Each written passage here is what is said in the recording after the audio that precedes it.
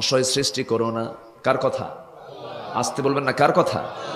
এক কথায় একটা আয়াত বললে পরিপূর্ণ রূপ চলে আসবে। যারা পারেন আমার সঙ্গে ঠোঁট মিলিয়ে বলুন, আমানার রাসূলু বিমা উনসিলা ইলাইহি মির রাব্বিহি ওয়াল মুমিনুন কুল্লুন আমানা বিল্লাহি ওয়া মালাইকাতিহি ওয়া কুতুবিহি ওয়া রুসুলিহি لا نفرق بين أحد من رسله وقالوا سمعنا وأطعنا غفرانك ربنا وإليك المصير জোরে বলুন আল্লাহু আকবার।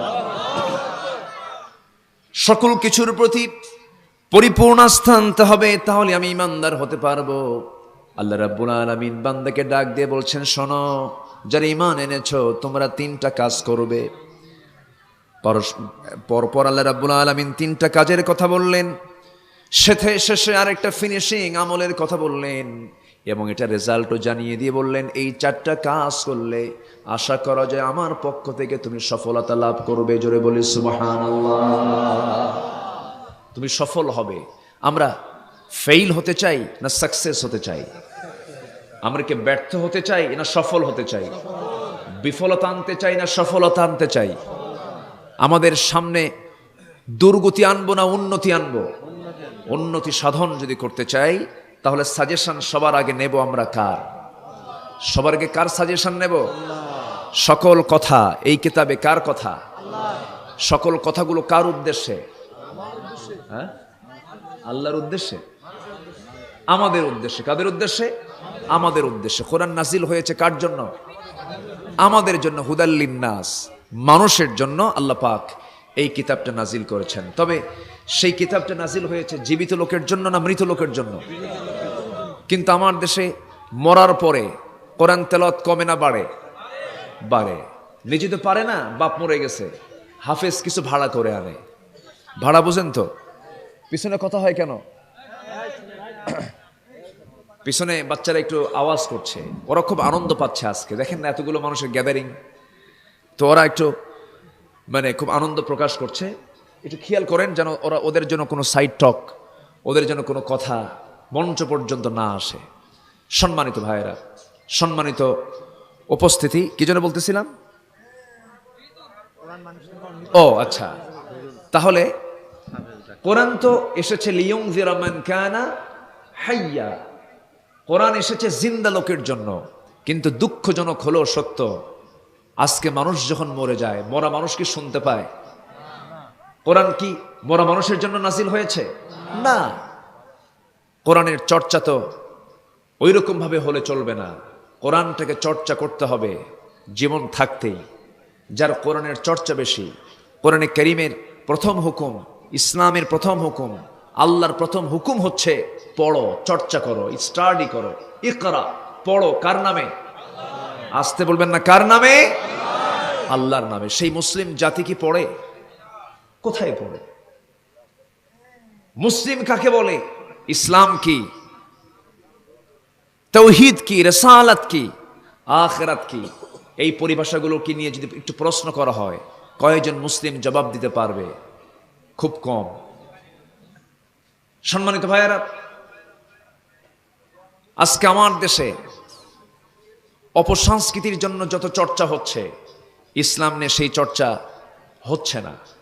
একটা বিশাল অংশ ওরা চাচ্ছে ইসলামী সংস্কৃতিগুলোকে মূলোৎপাটন করে এই জায়গায় ইসলাম বিরোধী সংস্কৃতি কেমনে প্রতিষ্ঠা করা যায়। আজ থেকে 15-16 বছর আগেও আমি এটা দেখি নাই। একটা বিশেষ একটা দিন আমরা লক্ষ্য করছি ইদানিং, র্যাগ ডে। র্যাগ ডে অর্থাৎ বিদায়ী অনুষ্ঠান। এসএসসি, এইচএসসি, এই সমস্ত শিক্ষার্থী যারা, এই সমস্ত ক্লাসের যারা শিক্ষার্থী, ইদানিং লক্ষ্য করছি তারা র্যাগ ডে পালন করছে। একটা গেঞ্জির ভিতরে বিভিন্ন লেখা, নোংরা লেখা। এই সমস্ত লেখাগুলো নারী পুরুষ একাকার হয়ে, কি বলবো আর, এমন নোংরা সংস্কৃতি বলবো না, এটা অপসংস্কৃতি। এগুলোকে প্রমোট করা হচ্ছে, পিছন থেকে একটা চক্র এগুলোকে প্রমোট করার জন্য অপচেষ্টায় লিপ্ত আছে। সম্মানিত ভাইয়েরা, বিদায় অনুষ্ঠান হতে হবে দোয়া দিয়া। কি দিয়া? দোয়া দিয়া। আর সেই বিদায় অনুষ্ঠান হলো বেহাপনা দিয়া। আমরা তীব্র ভাষায় বলতে চাই, শিক্ষাঙ্গনে এমন নোংরা পরিবেশ আমরা দেখতে চাই না। শিক্ষাঙ্গন অপবিত্র অঙ্গন না পবিত্র অঙ্গন? পবিত্র অঙ্গনে এরকম নোংরামি, যৌন সুশ্রুরিপূর্ণ বেহার পরিবেশ সৃষ্টি আমরা দেখতে চাই না। বিদায় নেবে রং মাখায়া, ছেলে মেয়েকে রং মাখায়া দেবে, মেয়ে ছেলেকে রং মাখায়া দেবে। ইসলাম এটাকে অ্যালাউ করে না। এই সমস্ত বিজাতীয় সংস্কৃতি থেকে আল্লাহ তুমি এই জাতিকে তুমি আল্লাহ হেফাজত করো। জোরে বলে আমিন। কেন হচ্ছে এগুলো? এগুলোর মূল কারণ হলো সিলেবাসে কি নাই? আসতে বলবেন না, সিলেবাসে কি নাই? একটা মাদ্রাসায় কি এগুলো পালন হয়? মাদ্রাসায় পালন হয়? কোন কওমি মাদ্রাসায়, কোন আলিয়া মাদ্রাসায় এগুলো পালন হয়? পালন হয় না। কারণ সেখানে কি আছে? আচ্ছা, কোরআন কি শুধু মাদ্রাসার জন্য না কলেজেও থাকা দরকার? মেডিকেলে, ইঞ্জিনিয়ারিং, সব জায়গায় দরকার আছে না নাই? কোরআন কি শুধু আলেমদের জন্য, হাফেজদের জন্য? সবার জন্য। কে নাযিল করেছেন? আল্লাহ রাব্বুল আলামিন বলেন, ইন্নাল্লাযীনা ইয়াতলুনা কিতাবাল্লাহ ওয়া আকামুস সালাতা ওয়া আনফাকু মিম্মা রাযাকনাহুম সিররান ওয়া আলানিয়াহ ইয়ারজুনা তিজারাতান লান তাবুর। সূরা ফাতির আল্লাহ রাব্বুল আলামিন 29 নম্বর আয়াতে বলছেন, নিঃসন্দেহে যারা আল্লাহর আয়াত, আল্লাহর কালাম যারা তেলাওয়াত করবে, নামাজকে যারা কায়েম করবে, এবং আমি যা দিয়েছি, রিজিক দিয়েছি, প্রকাশ্য প্রকাশ্যে, গোপনে প্রকাশ্য যারা দান করবে, এই তিনটা কাজ পুঁজি হিসেবে যারা গ্রহণ করবে, তাদের ব্যবসায় কোনো প্রকার কখনো লস হবে না। জোরে বলি সুবহানাল্লাহ। কোরআনটাকে আমরা পড়ব অনিয়মিত না নিয়মিত? অনিয়মিত না নিয়মিত? নিয়মিত আমরা কোরআন পড়ব। সম্মানিত ভাইয়েরা, সম্মানিত উপস্থিতি, সেই কোরআনকে নিয়ে আমরা বসেছি, কিছু কথা আমরা শুনব। ইমানদারকে লক্ষ্য করে আল্লাহ পাক বলছেন, তোমরা ধৈর্য ধরো। কি ধরো? ধৈর্য ধরো। আচ্ছা, ধৈর্য আগে না নামাজ আগে? উনি কি অসুস্থ নাকি? ও, একটু অসুস্থ। আচ্ছা, আল্লাহ তুমি তাকে সুস্থ করে দাও। জোরে বলে আমিন। অনেকে কষ্ট করে দাঁড়িয়ে দাঁড়িয়ে আলোচনাগুলো শুনছেন, কষ্ট হচ্ছে না আপনাদের? আচ্ছা, যদি কষ্ট না হয় থামেন। যদি কষ্ট না হয় তাহলে থাকুন, সমস্যা নেই। আমরা যে যেখানে আছি আমরা শুনবো। জোরে বলি ইনশাআল্লাহ। জোরে বলি ইনশাআল্লাহ।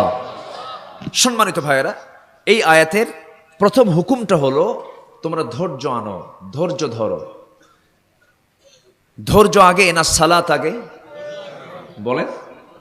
ওয়াজ শোনা আগে না ধৈর্য আগে? বলেন। আচ্ছা, বিয়ে আগে না ধৈর্য আগে? ধৈর্য আগে। বিয়ে তো করা যায়, বিয়ে কইরা স্বামী স্ত্রী গন্ডগোল হয় না?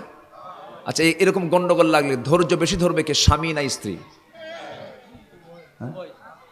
দেখেন অনেকে কয় স্ত্রী। আপনার ধৈর্য ধরার দরকার নাই। জীবনের প্রত্যেকটি অঙ্গনে, প্রত্যেকটি জায়গায় ধৈর্যের এই পিরামিড যদি আমরা অর্জন করতে পারি, ধৈর্য নামক এই মহাগুণ যদি অর্জিত হয়ে যায়, প্রত্যেকটি জায়গায় আমরা সফল হয়ে যাব। ধৈর্য নিয়ে কোরআনে কারীম বহু কথা বলেছে। এই কিতাবের মধ্যে বহু ওয়াজ আছে, অন্তত 50 থেকে 60টি আয়াত আমি তেলাওয়াত করতে পারবো ধৈর্যের উপরে। সবাইকে ধৈর্য সহকারে শুনতে রাজি আছেন? সবাইকে শুনতে রাজি আছেন? তাহলে ওয়াজ আগে না ধৈর্য আগে? হ্যাঁ, বসে থাকবেন, ধৈর্য সহকারে আমরা শুনবো। আল্লাহ তুমি সবাইকে শোনার তৌফিক দাও। জোরে বলি আল্লাহুম্মা আমিন। ধৈর্য ধরা কার নির্দেশ? আসতে বলবে না, কার নির্দেশ? এই আয়াত নির্দেশ এসেছে আরেকটা জায়গায় এসেছে, ফাসবির সবরান জামিলা। সূরাতুল মাআরিজ 5 নম্বর আয়াত, ফাসবির সবরান জামিলা। ধৈর্য ধরার মতো ধৈর্য ধরো, সুন্দর ধৈর্যশীল হও। কার কথা? আল্লাহর কথা। আল্লাহ রাব্বুল আলামিন আরেক জায়গায় বলছেন ধৈর্য ধরতে হবে নবীদের মতো। আল্লাহ রাব্বুল আলামিন বলেন ফাসবির কামা সাবারা উলুল আজমি মিনার রাসূল। সূরাতুল আহকাফ 35 নম্বর আয়াত আল্লাহ রাব্বুল আলামিন বলছেন যেমন করে আল্লাহর নবীরা পয়গম্বররা ধৈর্য ধরেছেন তেমন করেই তোমরা ধৈর্য ধরো। আদম থেকে শুরু করে আমার রাসূল পর্যন্ত প্রত্যেক নবীর জীবনে ধৈর্যের পরীক্ষা ছিল কি ছিল না? বলেন ছিল কি ছিল না?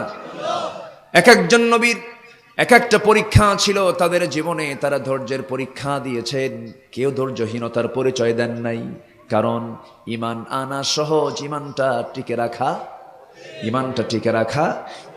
রাখার জন্য ধৈর্য সবার আগে, এই গুণটা আগে অর্জন করতে হবে। বিয়েটা করা সহজ, কিন্তু সংসার জীবন পরিচালনা সহজ নয়, এটা দারুণ কঠিন ব্যাপার। এই জায়গায় ধৈর্যের পরিচয় দিতে হবে। নতুন বিয়ে কইরা রাগারাগি কইরা সকাল বিকাল তালাক মারা কিছু স্বামী আছে না নাই? আছে না? সকালেও তালাক মারে, বিকেলেও তালাক মারে, সন্ধ্যাবেলায় ফোন দিয়ে কয় হুজুর ভুল হয়ে গেছে। এরকম ফাউল আছে না নাই? আছে। প্রায় আমাদের কাছে ফোন আসে, হুজুর কাম তো সারছি, কি করছো? হুজুর এমন রাগ উঠছিল, একটা মেয়ে বাচ্চা আছে হুজুর, আমি ওই বউ ছাড়া বাঁচবো না। তুমি কি কইছো আগে কও। হুজুর তালাক তো দিছি। কেমন করে কি কইছো? বলে যে কাম সারছে। ওনাকে একটু দেখেন তো, ওনাকে একটু কোথাও করা যায় কিনা দেখেন তো, ওনাকে নিয়ে দেখেন একটু চাটা খাওয়ান। হ্যাঁ আচ্ছা, তুমি চুপচাপ থাকো। হ্যাঁ না ঠিক আছে। জি, কষ্ট পাচ্ছেন আপনারা? মানে ছন্দ পতন হলে তো ডিস্টার্ব হয়। আলোচনা একটা ছন্দ আছে না, ছন্দ পতন হলে তখন ডিস্টার্ব হয়ে যায়, তাই না? আপনি একটু চুপচাপ থাকবেন। সম্মানিত ভাইয়েরা, তো এইরকম প্রায় আমাদের কানে এই সমস্ত কথাগুলো আসে। হুজুর কাম তো সারছে, একদম মার্ডার কেস। কি করছো? হুজুর বউকে দিছে 1 তালাক 2 তালাক 3 তালাক, এবং ওর মায়েরা শুদ্ধ তালাক দিয়েছে। হ্যাঁ 14 গোষ্ঠী শুদ্ধা, বুঝেন না? এত রাগ। তাহলে ইমানদারের কি রাগ থাকবে না ধৈর্য থাকবে? বলেন রাগ থাকবে না ধৈর্য থাকবে? নবীজির গালে চপেটাঘাত করেছে, রাসূল মুখ থুবড়ে পড়ে গেছেন। বিশ্বনবী, বিশ্ব নেতা, বিশ্বের মহামানব থাপ্পড় মেরেছে ইহুদি। আমার নবীজি মুখ থুবড়ে পড়ে গেলেন, উঠে দাঁড়ালেন, একটা জবাব তিনি দিলেন না। তার সারা জীবনের তবিয়ত ছিল ব্যক্তিগত কোনো কষ্ট যদি কেউ তাকে দিত তাকে তিনি মাফ করে দিতেন। একটু আসতে বলি সুবহানাল্লাহ। ব্যক্তিগত যে কোনো অত্যাচার জুলুম রাসূল সহ্য করেছেন, কিন্তু তিনি ছিলেন একটা ব্যাপারে কঠোর। আশিদ্দাউ আলাল কুফার রুহামাউ বাইনাহুম। কাফিরদের ব্যাপারে দারুণ কঠোর ছিলেন মুহাম্মদ সাল্লাল্লাহু।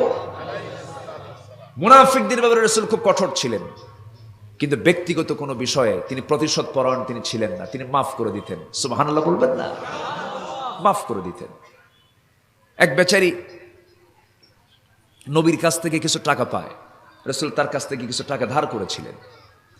নির্দিষ্ট দিন আসার আগেই তার কাছ থেকে সেই টাকাটা নেওয়ার জন্য তার সামনে হাজির হয়ে বলে, মুহাম্মদ বিন আব্দুল্লাহ টাকাটা দিয়ে দাও। কাজকে তো দেওয়ার কথা না, আজকেরই দাও, আজকেই নেব আমি, কিন্তু আমি তো আজকে দিতে পারবো না। এই বলে আমার নবীজির গায়ে ছিল চাদর, চাদরটা টান মেরে ধরেছে, নবীজির ঘাড়ের একটা অংশ ছিলে যায়।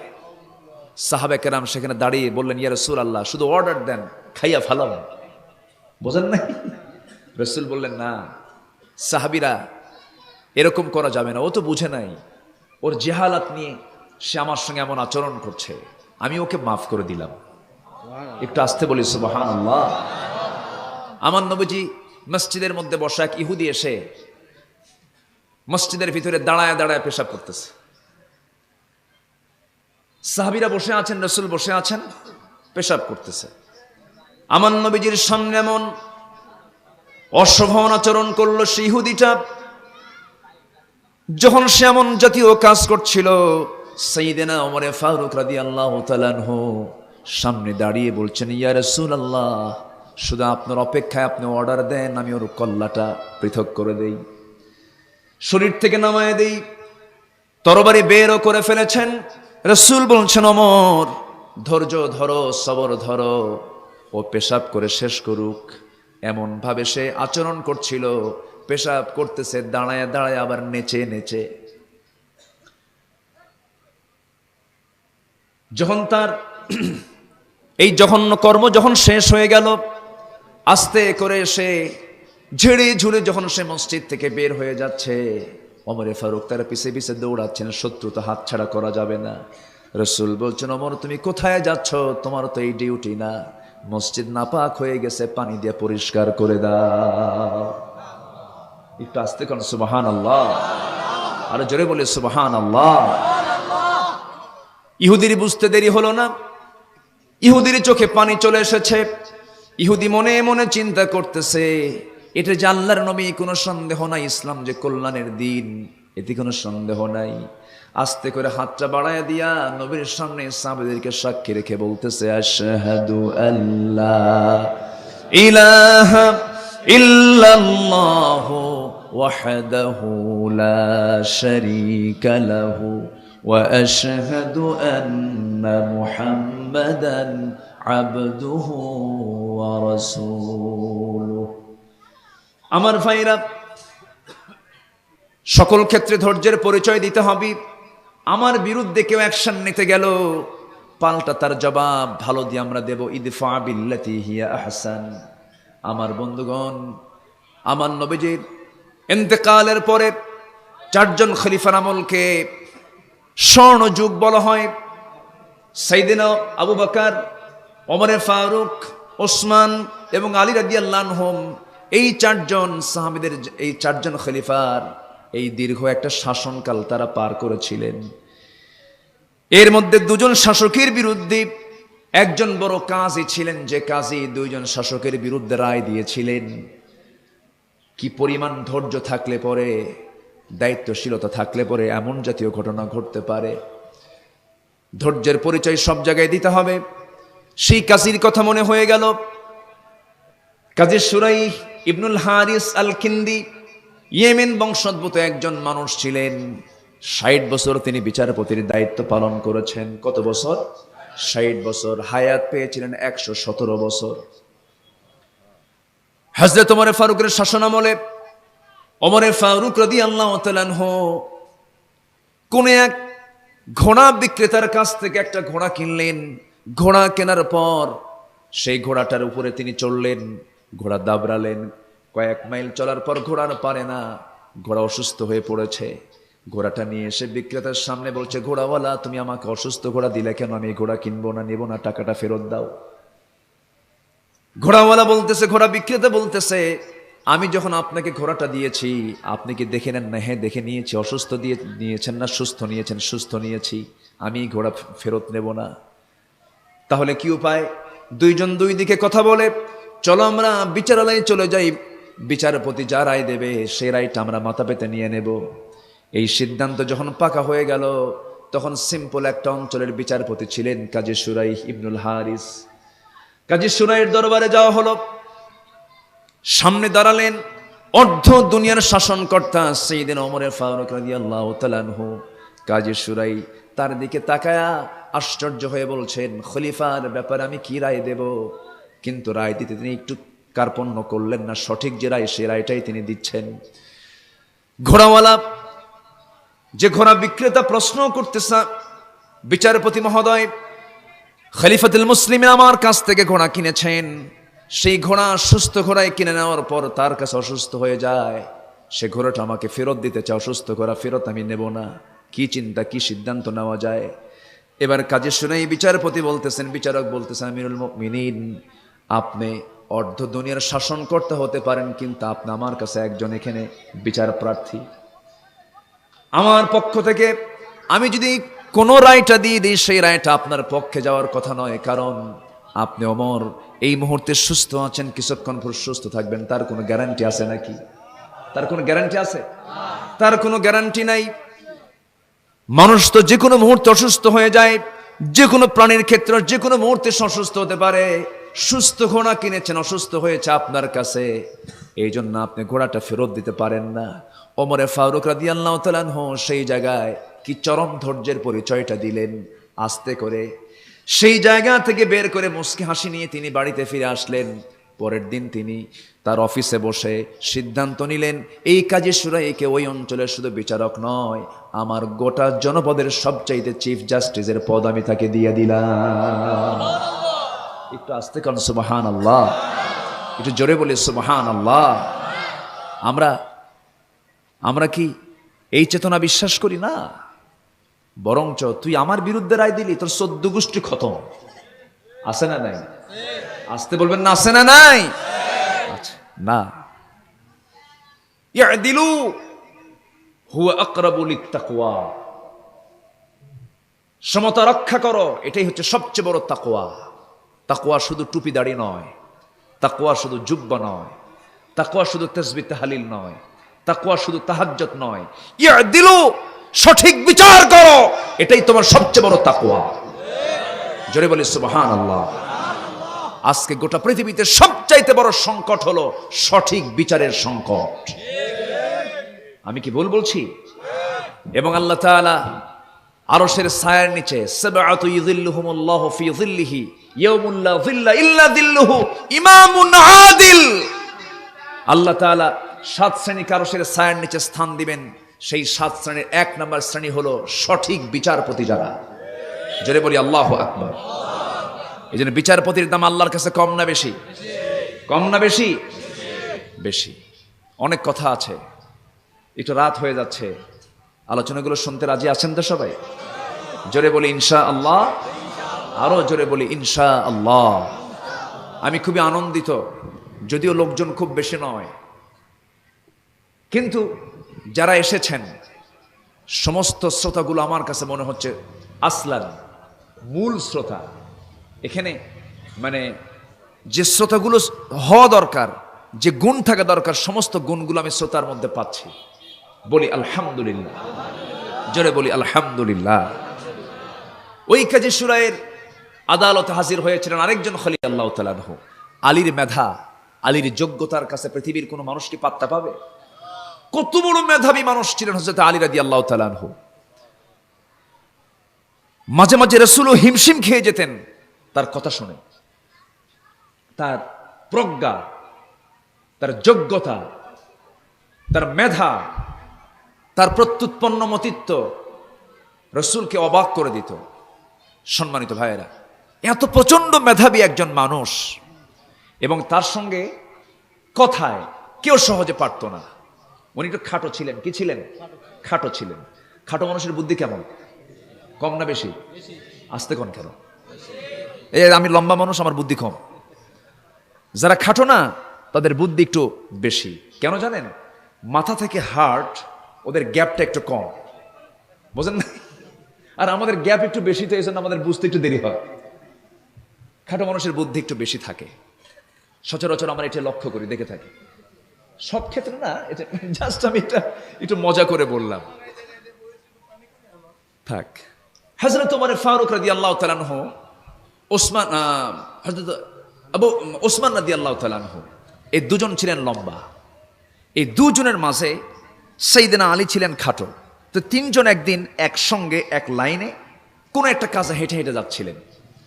হঠাৎ করে হযরত ওমর ফারুক রাদিয়াল্লাহু তাআলা আনহু মুস্কি হাসি মেরে বললেন, আলা বাইনিনা কান্নুনি লানা, আমাদের মাঝে আলী যেন লানা শব্দের নুনের মতো।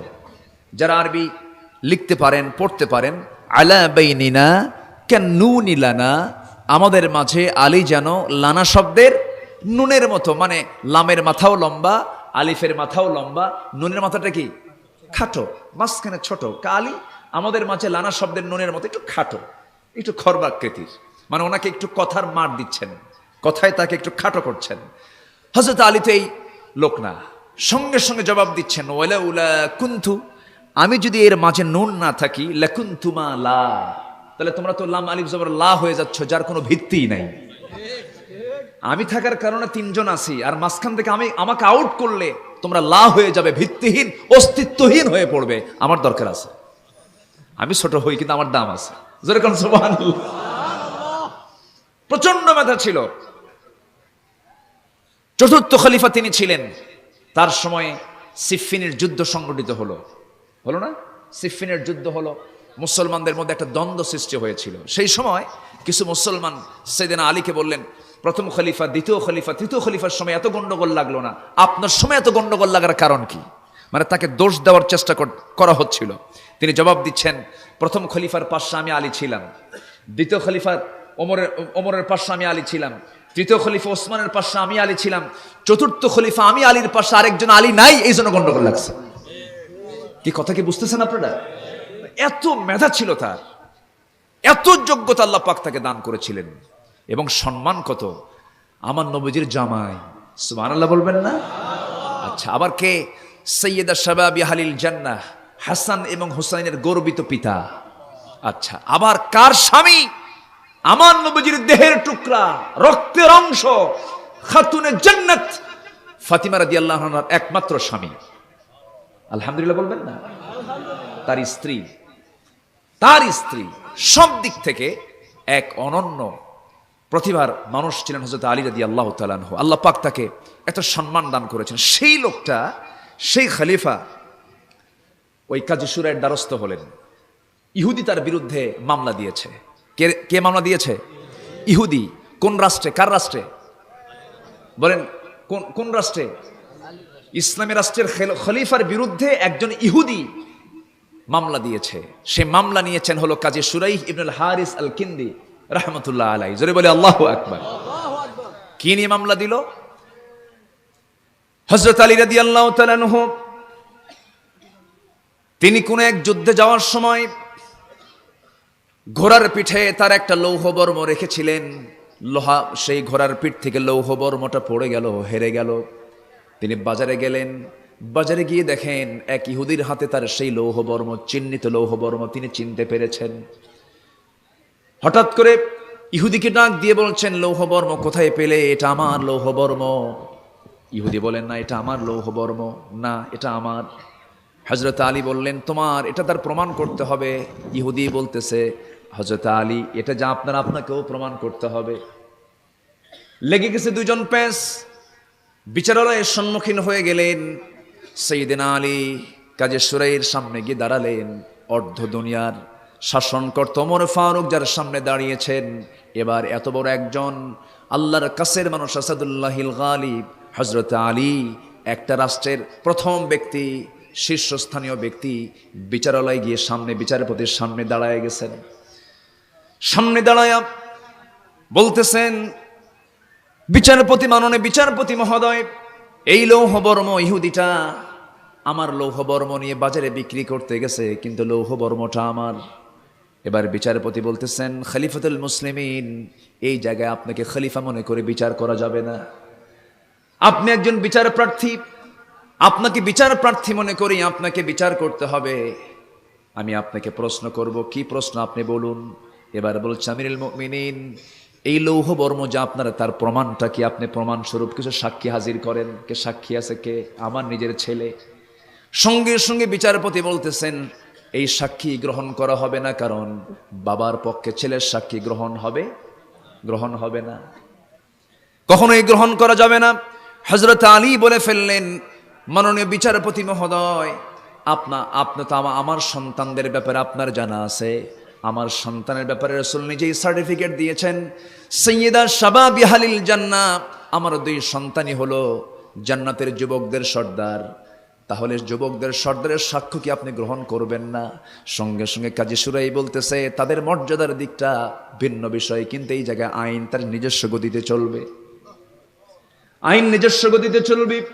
এই জায়গায় ওই সমস্ত গুণগুলো আমি দেখতে পারবো না, কারণ ছেলের বাবার পক্ষে ছেলে, ছেলের পক্ষে বাবা সাক্ষী গ্রহণীয় নয়। এবার আলী বলছেন, আমার তো আর কোনো সাক্ষী আমি হাজির করতে পারবো না। সঙ্গে সঙ্গে লিখিত রায় দিলেন, এই লৌহ বর্ম আপনার কখনো হবে না, এই লৌহ বর্ম ইহুদির হাতেই চলে যাবে। আল্লাহু আকবার বলবেন না? আরো জোরে আল্লাহু আকবার। আমার ভাইয়েরা, ইসলামের কি সোনালী যুগ ছিল। খায়রুল কুরুনি করনি, সুম্মাল্লাযীনা ইয়ালুনাহুম সুম্মাল্লাযীনা ইয়ালুনাহুম, শ্রেষ্ঠ যুগ হলো আমার যুগ। এরপরে খোলাফায়ে রাশিদিনের যুগগুলো কি সুন্দর পরিচালিত হয়েছে তাদের দ্বারা। আমার বন্ধুগণ, হযরত আলী এই সিচুয়েশন যখন তিনি দেখতে পেলেন, রাগও করলেন না, গোসাও হলেন না, মাথা নিচু করে মুস্কি হাসি মেরে পরাজিত হওয়ার মানসিকতা নিয়ে হেরে গেছেন। এই মানসিকতা, এটাকে শুকরিয়া স্বরূপ এটা মাথায় নিয়ে ধৈর্যের দরকার আছে না নাই? আসতে বলবেন না, আছে না নাই? প্রকৃত বীর তো সেই নয় যে বীর শক্তি থাকার পরে প্রতিশোধ নিল না। প্রকৃত বীর তো সেই যার ভিতরে শক্তি আছে, যার ভিতরে ক্ষমতা আছে, কিন্তু সেই ক্ষমতার প্রয়োগ না করে যে মানুষকে মাফ করে দিয়েছে, সেই হলো সবচেয়ে বড় বীর। যদি বলি সুবহানাল্লাহ। আমরা তো শুধু ক্ষমতার মিস ইউজ করি। আমার আছে পাওয়ার, তুই আমার বিরুদ্ধে কথা বলিস, তোর 14 গোষ্ঠী খতম। এইরকম করে আপনি চলতে পারবেন না, টিকবেন না চিরদিন। আপনাকে ধ্বংসের দিকে যেতে হবে, ঠিক কিনা? আইন সবার জন্য, আইন সবার জন্য। হযরত আলী যখন তিনি নেমে আসতেছেন, ইহুদিটাও পিছে পিছে আসতেছে। ইহুদির চোখে পানি। ইহুদি মনে মনে কয়, ইসলাম এত সুন্দর। সুবহানাল্লাহ বলবেন না? ইসলামী রাষ্ট্রের যে প্রধান ব্যক্তি, প্রথম ব্যক্তির বিরুদ্ধে রায় দিয়ে দিল, ইসলাম এত সুন্দর, অথচ লৌহবর্ম তো আমার না, তারই তো লৌহবর্ম। সাক্ষীর অভাবে হযরত আলী ফেরত পাচ্ছেন না। চিন্তা করুন। এবার ইহুদি করল কি, পিছিয়ে পিছিয়ে আস্তে আস্তে করে আলীর পিছে পিছে চলে গিয়ে বাড়ি পর্যন্ত পৌঁছে গিয়ে বলতেছে, আলী রে, বুঝতে আমার ভুল হয়েছিল, ইসলাম যে সঠিক দিনের নাম কোনো সন্দেহ নাই, আমাকে আর দেরি করায়ও না। এই যে লৌহবর্মটা আমার বলে কোর্ট রায় দিয়ে দিয়েছে সাক্ষীর অভাবে, আমি যদি আপনার সাক্ষী হাজির করতেন আপনার পক্ষেই চলে যেত, যেহেতু আপনার সাক্ষী নাই আমার পক্ষে চলে আসছে। আইনের ক্ষেত্রে এত সুন্দর স্বাধীনতা ইসলাম দিয়ে দিয়েছে, আমি ইহুদি আর কেমন করে আমি আমার দিনের দিকে থাকবো? আমি ইসলামকে গ্রহণ করতে চাই। হাতটা আগায় দিয়ে বলতেছে, আশহাদু আল্লা ইলাহা ইল্লাল্লাহু ওয়াহদাহু লা শারীকা লাহু ওয়া আশহাদু আন্না মুহাম্মাদান আবদুহু ওয়া রাসূলুহু। আমার নবীজি হাসান হোসেনকে যখন ক্ষুধার্ত অবস্থায় পেলেন, ফাতিমাকে যে দেখেন 3টা দিন তার পেটে কোনো খাবার যায় না। আন্নাহা জাইআতুন মুনযু 3 আইয়াম। রাসূল বলছেন, আমার মেয়ে, তোমার চোখটা গর্তের মধ্যে চলে গেছে, তুমি কি কিছু খাও নাই নাকি? আব্বা, আপনার মেয়ে 3 দিন যাবত না খাওয়া। রাসূল বলছেন, আলাইকি বিসসিবরি ইয়া বিনতি, হে আমার কলিজার টুকরা মেয়ে, তোমাকে ধৈর্যশীলতার পরিচয় দেওয়া উচিত। তোমার বাবা তোমার সামনে দাঁড়িয়ে আছে, তোমার বাবা 1 দিন নয়, 2 দিন নয়, 3 দিন নয়, 4 দিন যাবত না খাওয়া। ধৈর্যের দরকার আছে না নাই? আসতে বলবেন না, আছে না নাই? আছে। আমার নবীজি সঙ্গে সঙ্গে সেই জায়গা থেকে বের হয়ে পড়লেন, কি করা যায়। এবার বলছে, মা, আমার ফাতিমার হাসান হোসেনরা কি করে, তারা কিছু খাইছে নাকি? না, তারাও তেমন কিছু খায় নাই। নবীজি কাজের জন্য বের হয়ে গেলেন। শ্রমিক মুহাম্মদ সাল্লাল্লাহু আলাইহি ওয়াসাল্লাম শ্রমিকদের লিডার তিনি ছিলেন। শ্রম তিনি দিয়েছেন, আবার রাখালও তিনি ছিলেন, ছাগলও তিনি চড়াইছেন, মেষও তিনি চড়াইছেন। এমন কোন পৃথিবীতে পয়গম্বর ছিল না যে পয়গম্বর দিয়ে আল্লাহ রাব্বুল আলামিন ছাগল চড়ান নাই। যেরকম সুবহানাল্লাহ। সমস্ত নবীরা ছিলেন কর্মমুখী, সমস্ত আম্বিয়া কেরাম ছিলেন শ্রমমুখী। তাদের এক একটা হাত ছিল শ্রমিকের হাত। আল্লাহু আকবার বলেন। কষ্ট পাচ্ছেন আপনারা? আমার ভাইয়েরা, আমার নবীজি কাজের সন্ধানে বের হয়ে কাজ খুঁজে পেলেন। ইহুদির বাড়িতে গিয়ে কূপ থেকে 1 বালতি পানি তুললে পরে 1টা করে খেজুর দেওয়া হবে, 2 বালতি তুললে 2টা খেজুর দেওয়া হবে। 7টা বালতির পানি যখন তুলেছেন, 8ম বালতির পানি তুলতে গিয়ে দড়িটা মাঝপথে ছিঁড়ে গিয়ে বালতি পড়ে গেল কূপের নিচে। কূপের তলে গিয়ে বালতি পড়ে থাকলো, আর তিনি পানি তুলতে পারলেন না। ইহুদি এসে যখন বালতির দড়ি ছেঁড়া অবস্থায় পেয়েছে, বালতি নিচে পড়ে আছে, হঠাৎ করে সে খেপে গিয়ে রেগে গিয়ে নবীজির গালে একটা চপেটাঘাত করে ফেললো। আমার নবীজি মুখ থুবড়ে জমিনে পড়ে গেলেন। জমিনে পড়ার সঙ্গে সঙ্গে কিচ্ছু না বলে আস্তে করে দাঁড়ায় গিয়ে বলছেন, ভাইরে, আমি তো 7টা বালতির পানি তুলেছি, 8ম বালতির পানি তুলতে গিয়ে পড়ে গেছে, অন্তত সেই কয়টা খেজুর আমাকে দিয়ে দাও, আমার হাসান হোসেন না খেয়ে আছে। ধৈর্যের দরকার আছে, আসতে কোন আছে, ধৈর্যশীল হতে হবে। তবে ধৈর্যশীল মানে এটা নয় যে সামনে রাসূলকে কেউ গালি দেবে, ইসলামকে নিয়ে বাজে কথা বলবে, কোরআনকে নিয়ে বাজে কথা বলবে, ইসলাম রাষ্ট্রে থাকবে কি থাকবে না আপত্তিকর কথা বলবে, জিব্বা টেনে ছিড়বো আমরা, ঠিক কিনা? এক্ষেত্রে আপোষহীন আছেন কারা কারা? হাত উঁচু করে দেখেন মুসলমান।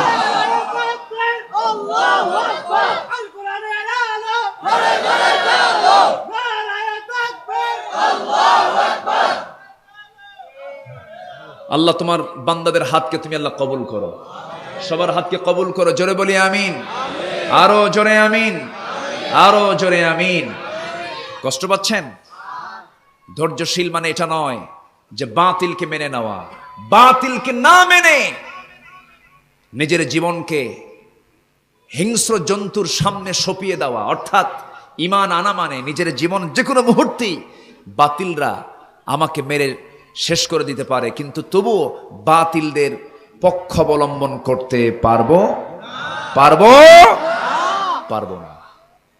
শেষ করা হয়েছে ইয়াহইয়া আলাইহিস সালাতু ওয়াস সালামকে, করা হয়েছে জাকারিয়া আলাইহিস সালাতু ওয়াস সালামকে শহীদ করে দেওয়া হয়েছে। তারা কি আপোষ করেছেন? আসতে বলবেন, আপোষ করেছেন? আমরা কোনো বাতিল শক্তির সঙ্গে আপোষ করব? অনেকে মিলেমিশে থাকতে চায়, কে ভাই আমি তো তোমারই লোক, আছে না এরকম? আমি তো তোমার সাথেই আছি, তুমি আমাকে এরকম মনে করো। আবার ওই দিকে যায় আরেক দলের কাছে যায়, বলো আমি তো তোমারই লোক ভাই, মানে ও কারোই লোক না। এরকম লোক আছে না নাই? নিরপেক্ষ কোনো ব্যক্তি থাকতে পারে না। যে বলে আমি নিরপেক্ষ, যে বলে আমি নিরপেক্ষ, আমার কোনো পক্ষ নাই। আল্লাহকে একটা পক্ষ না? আরেকটা পক্ষ কি বলেন? আরেকটা পক্ষ কি? হিজবুল্লাহ, হিজবুশ শাইতান। কোরআনে আছে না নাই? আছে। তাহলে পক্ষ তো আল্লাহ দিয়ে দিয়েছেন, হিজবুল্লাহ, হিজবুশ শাইতান। তাহলে পক্ষ নেব কার? আসতে বলেন, পক্ষ নেব কার? যে বলে আমি নিরপেক্ষ, ওটা কি? না, ওটা কিছুই না। এই তো জবাব আসছে, ওটা কি? মুনাফিক। ওটা একটা আলাদা স্তর। জাহান্নামের ফাউন্ডেশন, জাহান্নামের যে ফাউন্ডেশন, ভিত্তি, আসাস রচিত হবে কাদের দিয়া? বলেন কাদের দিয়া? এখানে কাফেরকে টানা হয়নি, মুশরিককেও টানা হয়নি, ফাসিককে টানা হয়নি, কাউকে টানা হয়নি। টানা হয়েছে কাকে? মুনাফিককে। মুনাফিক দিয়ে আল্লাহ রাব্বুল আলামিন জাহান্নামের আসাস, ফাউন্ডেশন গড়বেন আল্লাহ তাআলা মুনাফিককে দিয়া। অতএব মুনাফিকি চাল কাফেরের চেয়েও মারাত্মক, ঠিক কিনা? মুনাফিক কারা হয়? যারা নামাজ পড়ে। এক শ্রেণীর নামাজি আছে না নাই? আছে না? সর্বক্ষণ মসজিদের ভিতরে বসে থাকে, তসবিহ জপে, জেকের আজগারও করে, আর হুজুরের বিরুদ্ধে শুধু ষড়যন্ত্র করে। আছে না নাই বলেন তো? আছে। সারাদিন গীবত শিকায়াত নিয়ে থাকে। আপনি কখন মুনাফিক হয়েছেন আপনি নিজেও টের পান না। আপনি কখনো বলতে পারবেন না যে আমি নিরপেক্ষ। মুসলিম কখনো নিরপেক্ষ থাকতে পারে না। মুসলিম একটা পক্ষ নেবে, সে পক্ষ হলো আল্লাহর পক্ষ, নবীর পক্ষ, ঠিক কিনা? আমরা নেব কার পক্ষ? রাসূলের দল আমরা করব, আল্লাহর দল আমরা করে যাব। জোরে বলি ইনশাআল্লাহ। আল্লাহর দলের নাম কি? আরো জোরে, আরো জোরে, আরো জোরে, আরো জোরে। ওটা কি শহীদুল ইসলাম? শরীফুল ইসলাম? কার ইসলাম? কার ইসলাম?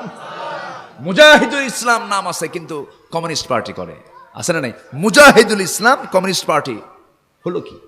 নাম দিয়ে তো কাম হবে না। সম্মানিত ভাইরা, আমরা যেটাই করি আমাদের থাকতে হবে কার ইসলাম? আরো জোরে, কার ইসলাম? আল্লাহর ইসলাম। সেই ইসলাম নিয়ে আমরা থাকবো। জোরে বলি ইনশাআল্লাহ, আরো জোরে বলি ইনশাআল্লাহ। ইসলাম ছিল, আছে, বলেন বলেন বলেন বলেন, থাকবে। ইসলাম ছিল, আছে, থাকবে। আমি থাকবো, আপনি থাকবেন, তো এইরকম মাস্তানি করে লাভ কি? ইসলামকে তুমি নির্মূল করতে পারবে না, তুমি নির্মূল হয়ে যাবে। ইসলাম নির্মূল হবে না। ইসলাম কারো বাপের না, ইসলাম কার? ফেরাউন ধরতে গেছিল, ফেরাউন শেষ হয়নি। হামান ধরতে গিয়েছিল, হামান শেষ। নমরুদ ধরতে গিয়েছিল, নমরুদ শেষ হয়ে গেছে। আবু জেহেল ধরতে গিয়েছিল, শেষ হয়ে গেছে। আজকের পৃথিবীতেও যারা ধরতে আসছে ইসলামকে পরাজিত করার জন্য, তারাও নির্মূল হয়ে যাবেই যাবেই যাবেই যাবেই ইনশাআল্লাহ। সম্মানিত ভাইয়েরা, আল ইসলামু হাক্কুন ওয়াল কুফরু বাতিল। ইসলাম হলো সঠিক, হক, কুফর হলো বাতিল, ঠিক কি না? এই জন্য আমরা ইসলাম নিয়ে থাকবো ধৈর্যহীনতা নিয়ে না ধৈর্যশীলতা নিয়ে? ধৈর্যশীলতা নিয়ে। ধৈর্য একটা বিশাল গুণ, আমরা অর্জন করব, জোরে বলি ইনশাআল্লাহ। ধৈর্য আনতে হবে নবীদের মতো। কাদের মতো? নবীদের মতো। সমস্ত নবীরা ধৈর্যশীল ছিলেন, এবং ধৈর্যশীল হব কার জন্য? আল্লাহ রাব্বুল আলামিন বলেন, ওয়ালাকাদ কুযযিবাত রুসুলুম মিন ক্বাবলিকা ফাসাবারু আলা মা কুযযিবু ওয়া উযু হাত্তা আতাহুম নাসরুনা। জোরে বলুন আল্লাহু আকবার। আল্লাহর সন্তুষ্টির জন্য ধৈর্যের পরিচয় দিতে হবে। ওয়ালি রাব্বিকা ফাসবির, তোমার রবের জন্য তুমি ধৈর্যশীল হও। জোরে বলি সুবহানাল্লাহ। এবং আমরা একটা সূরার মধ্যে আল্লাহ রাব্বুল আলামিন এত সুন্দর করে শর্ট প্যাকেজে জান্নাতের সুন্দর একটা আলোচনা করেছেন, যারা পারেন সঙ্গে পড়ুন। ওয়াল আসরি ইন্নাল ইনসানা লাফি খুসরিন ইল্লাল্লাযীনা আমানু ওয়া আমিলুস সালিহাত ওয়া তাওয়াসাউ বিল হাক্কি ওয়া তাওয়াসাউ বিস সাবর। কালের কসম, সময়ের কসম, মানুষ ক্ষতির মধ্যে নিমজ্জিত, তবে তারা ক্ষতির মধ্যে নয়। চারটা গুণ যাদের মধ্যে আছে, যারা ঈমান এনেছে কার উপরে, এবং ওয়া আমিলুস সালিহাত, যারা নেক আমল করেছে। জমির আইল ঠেলেছে নাকি? জমি দখল করেছে, জায়গা দখল করেছে, আছেন এরকম? বোনের সম্পত্তি ভাই জবরদখল করে রেখেছে, এরকম ভাই আছে না নাই? মেয়েকে সম্পত্তি বুঝে দেয়, বোনকে সম্পত্তি বুঝে দেয় না, আবার মেয়েকে না দিয়ে ছেলেকে দিয়ে দেয়, এমন কিছু বুড়া বাপও আছে না নাই? আছে। এগুলো কি নেকামল? এগুলো নেকামল না। আজকের মাহফিলে কি মায়েরা আসছে? হ্যাঁ, মায়েরা মাহফিলে আছে? তাহলে আপনারা এখন যান, এখন মায়েদের রস করি। খুব ভালো, বলি আলহামদুলিল্লাহ, জোরে বলি আলহামদুলিল্লাহ। আমি খুবই আনন্দিত, কোনো লোকের কোনো নড়াচড়া নেই, সবাই বসে আছেন যে যার মতো করে। বলি আলহামদুলিল্লাহ, জোরে বলি আলহামদুলিল্লাহ। গতবার আমি কি কথা বলেছি আমার সব মনে আছে, আমি মনে রেখেছি। আজকে আমি ভিন্ন কিছু কথা আমি দোহারবাসীকে শোনাতে চাচ্ছি। আমার আজকে আলোচনার সাবজেক্টটি হলো সবর, ধৈর্য। কি বলেন বলেন বলেন কি? ধৈর্য। আমাদের ধৈর্য যদি থাকে জান্নাত জুটবে, জোরে বলি ইনশাআল্লাহ। ধৈর্য থাকলে কি জুটবে? জান্নাত জুটবে। ধৈর্যহীনতার জন্য জান্নাত নাই, ধৈর্যশীলতার জন্য জান্নাত আছে। আমরা জান্নাতি হতে চাইলে আমাদের এই মহাগুণ আমরা অর্জন করব, জোরে বলি ইনশাআল্লাহ। আমার ভাইয়েরা, আমার বন্ধুগণ, কান লাগান, মনোযোগ দিয়ে শোনার চেষ্টা করুন। আল্লাহ রাব্বুল আলামিন ধৈর্যের ব্যাপারে অনেক কথা বলেছেন, বিভিন্ন জায়গায় আলোচনা করেছেন। আল্লাহ পাক আরেক জায়গায় বলছেন, সুম্মা কানা মিনাল্লাযীনা আমানু ওয়া তাওয়াসাউ বিস-সাবরি ওয়া তাওয়াসাউ বিল মারহামা উলাইকা আসহাবুল মাইমানাহ। জোরে বলুন আল্লাহু আকবার।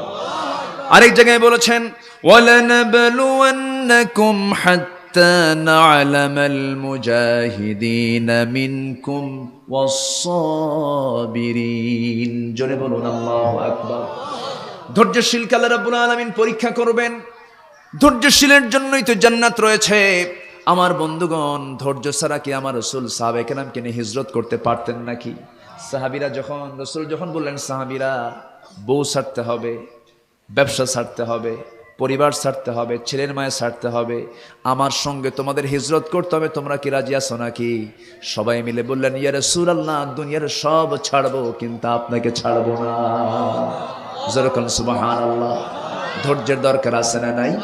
আচ্ছা আমার ভাইয়েরা, আমার নবীজি যখন হিজরত করবেন, হিজরতের সময় যখন চলে এলো, রাসূল যখন এই দুনিয়ার একটা গুরুত্বপূর্ণ মুহূর্ত তিনি পার করছিলেন। 40 বছর বয়সে নবুয়ত পেয়েছেন, 13 বছর তিনি মক্কায় তার নবুয়তের জিন্দেগি কাটিয়েছেন। 13তম বছর যখন তার সামনে হাজির হলো চূড়ান্ত ক্রাইসিস পিরিয়ড, নবীজির দলীয় নিবন্ধন বাতিল, দাওয়াতি কাজকে বন্ধ ঘোষণা করে দেওয়া হয়েছে। নবীর সামনে কেউ আসার সাহস পায় না। এত জটিল সিচুয়েশন আবু জেহেল তৈরি করে রেখেছিল। নবীজিকে দাওয়াতি কাজ করতে সম্পূর্ণ বন্ধ করা হলো, নজরবন্দি করা হলো, রাসূলকে গৃহবন্দী করে নজরবন্দি করে রাখা হলো। আমার নবীজি কোথাও বের হতে পারছেন না। গিফার গোত্র থেকে এক যুবক শুনতে পেয়েছেন মক্কায় আল্লাহ রাসূলের আগমন হয়েছে, তিনি কালেমা পড়ে মুসলমান হবেন, তার সঙ্গে সাক্ষাৎ করবেন। তিনি গিফার গোত্র থেকে মক্কায় চলে আসলেন। মক্কায় চলে এসে কাবার চতুর্দিকে 3-4 দিন হলে ঘোরাফেরা করেন, কিন্তু নবীজির কোনো আনাগোনা পাচ্ছেন না। মনে মনে চিন্তা করছেন, আরে রাসূলকে আমি দেখবো কখন, পাবো কখন। আমার নবীর গোয়েন্দা সংস্থার বড় সদস্য ছিলেন সাইয়েদনা আলী রাদিয়াল্লাহু তাআলা আনহু। লক্ষ্য করছেন এই যুবকের বাড়ি তো মক্কায় না, কুরাইশ গোত্রের কোনো লোক না, একে ভিন্ন ধরনের ভাষা দেখা যায়, ভিন্ন একটা টান দিয়ে আরবিতে কথা বলে। এটাকে পিছন থেকে গিয়ে খপ করে তার হাতটা চেপে ধরে বলছে, যুবক তোমার বাড়ি কোথায়, তোমার নামটা কি? সঙ্গে সঙ্গে বলছে, আমি গেফার গোত্র থেকে এসেছি। কি তোমার নাম? আবু যর গেফারি আমার নাম। তিনি বলছেন, তুমি কি বলতে চাও, কি জন্য তুমি এসেছো? যুবক বলতেছে, 4 দিন যাবত খুঁজতেছি আব্দুল্লাহর পুত্র মুহাম্মদ, আল্লাহর পয়গম্বরটা, সে কোথায় থাকে, কোথায় তার বাড়ি। সঙ্গে সঙ্গে আলী ইশারা দিয়ে বলছেন, তাকে আস্তে করে ইশারা দিয়ে বলছেন, শোনো, এই যে একবার বলেছ, মুখটা চুপ করে রাখো, আর একটা শব্দ তুমি উচ্চারণ করতে যেও না, কারণ এই সংবাদ যদি কাফেরদের কানে চলে যায় তোমাকে দুনিয়া থেকে বিদায় করে দেবে। এই কথা তুমি কাউকে বলতে যেও না। আবু যর গেফারি বলছে, ও যুবক, তাহলে আমি সেই আল্লাহর নবীকে কেমন করে দেখবো, কেমনে তার কাছে যাব? এবার আলী বলছেন, শোনো, আমি তোমাকে নিয়ে যাব, আমি তোমার সামনে সামনে হাঁটবো, আমি তোমার সামনে সামনে চলবো, হেঁটে হেঁটে যাব আমি সামনে, তুমি আমাকে ফলো করে করে আমার পিছে পিছে আসবে। সামনে যখন কোনো বিপদ লক্ষ্য করব, বিপদ লক্ষ্য করলে আমি জুতা ঠিক করার ভান করে আমি আস্তে করে বসে যাব, পেশাব করার ভান করে আমি আস্তে করে বসে যাব, তুমি চলতেই থাকবে। ঘূর্ণাক্ষরে যদি কাফেররা জানতে পারে, তোমার কিন্তু জীবন শেষ করে দিতে পারে। খবরদার। কি কঠিন একটা সিচুয়েশন আবু জেহেল তৈরি করে রেখেছিল আমার নবীর সেই সময়, রাসূলের দাওয়াতি কাজের সময়। সে আবু যর গেফারি আস্তে করে নবীর দরবার পর্যন্ত চলে গেল। আমার নবীজির কিছুই বলা লাগলো না, নবীজির তাকে কোনো আহ্বান করা লাগলো না। আমার নবীজির চাঁদের চেয়ে সুন্দর চেহারার দিকে একবার যখন তাকায় রয়েছে, আবু যর গেফারির সঙ্গে সঙ্গে বলছেন, এই সুন্দর চেহারার মানুষটা আল্লাহর পয়গম্বর ছাড়া কেউ হতে পারে না। একটু আস্তে কোন সুবহানাল্লাহ।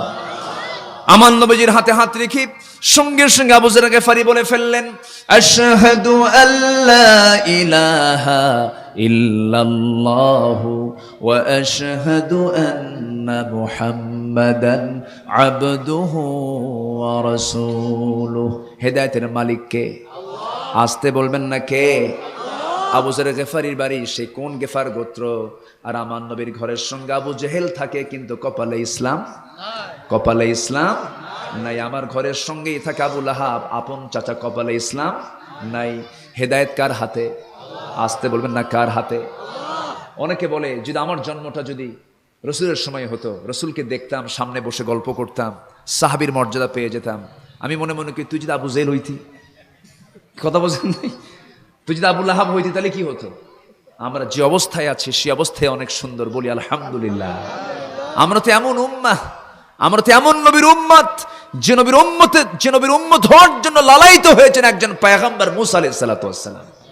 তিনি বলেছেন, আল্লাহ আমাকে নবী না করে যদি শেষ নবীর উম্মত বানাতো, আমি গর্বিত হতাম।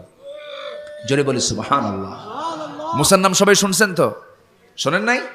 ছোটখাটো নবী, ছোটখাটো নবী। ওনার প্রতিদ্বন্দ্বী কে ছিল? উনি কার বিরুদ্ধে লড়াই করেছেন? তো ফেরাউন কত বড় নেতা, তার সঙ্গে প্রতিদ্বন্দ্বী করার জন্য যোগ্যতার দরকার আছে না নাই?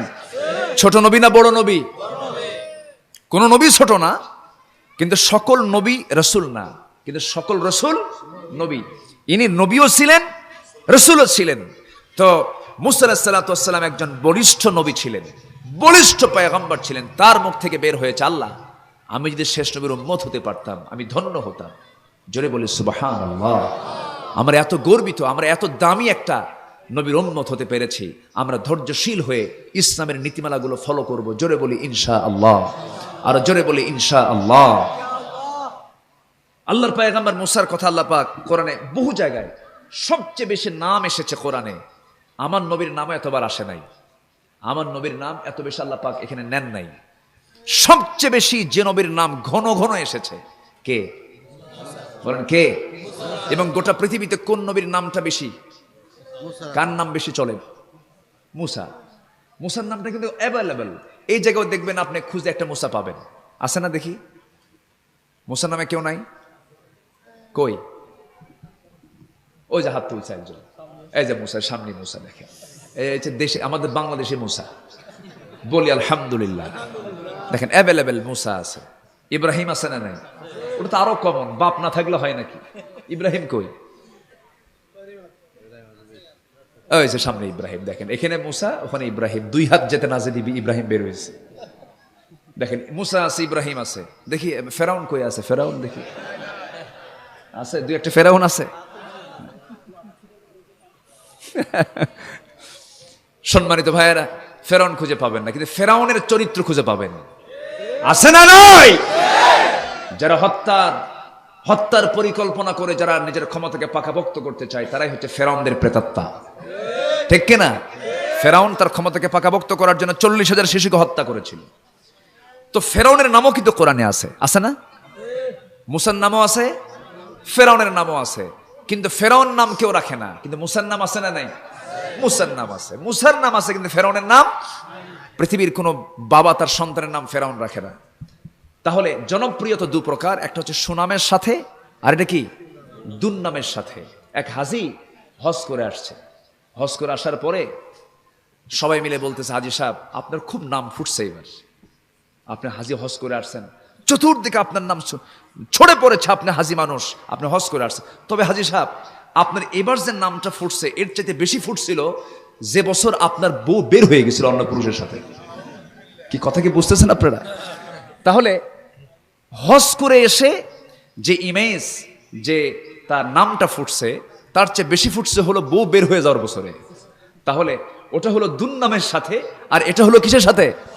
সুনামের সাথে। তো ফেরাউনের জনপ্রিয়তা হলো সুনামের সাথে না দুর্নামের সাথে?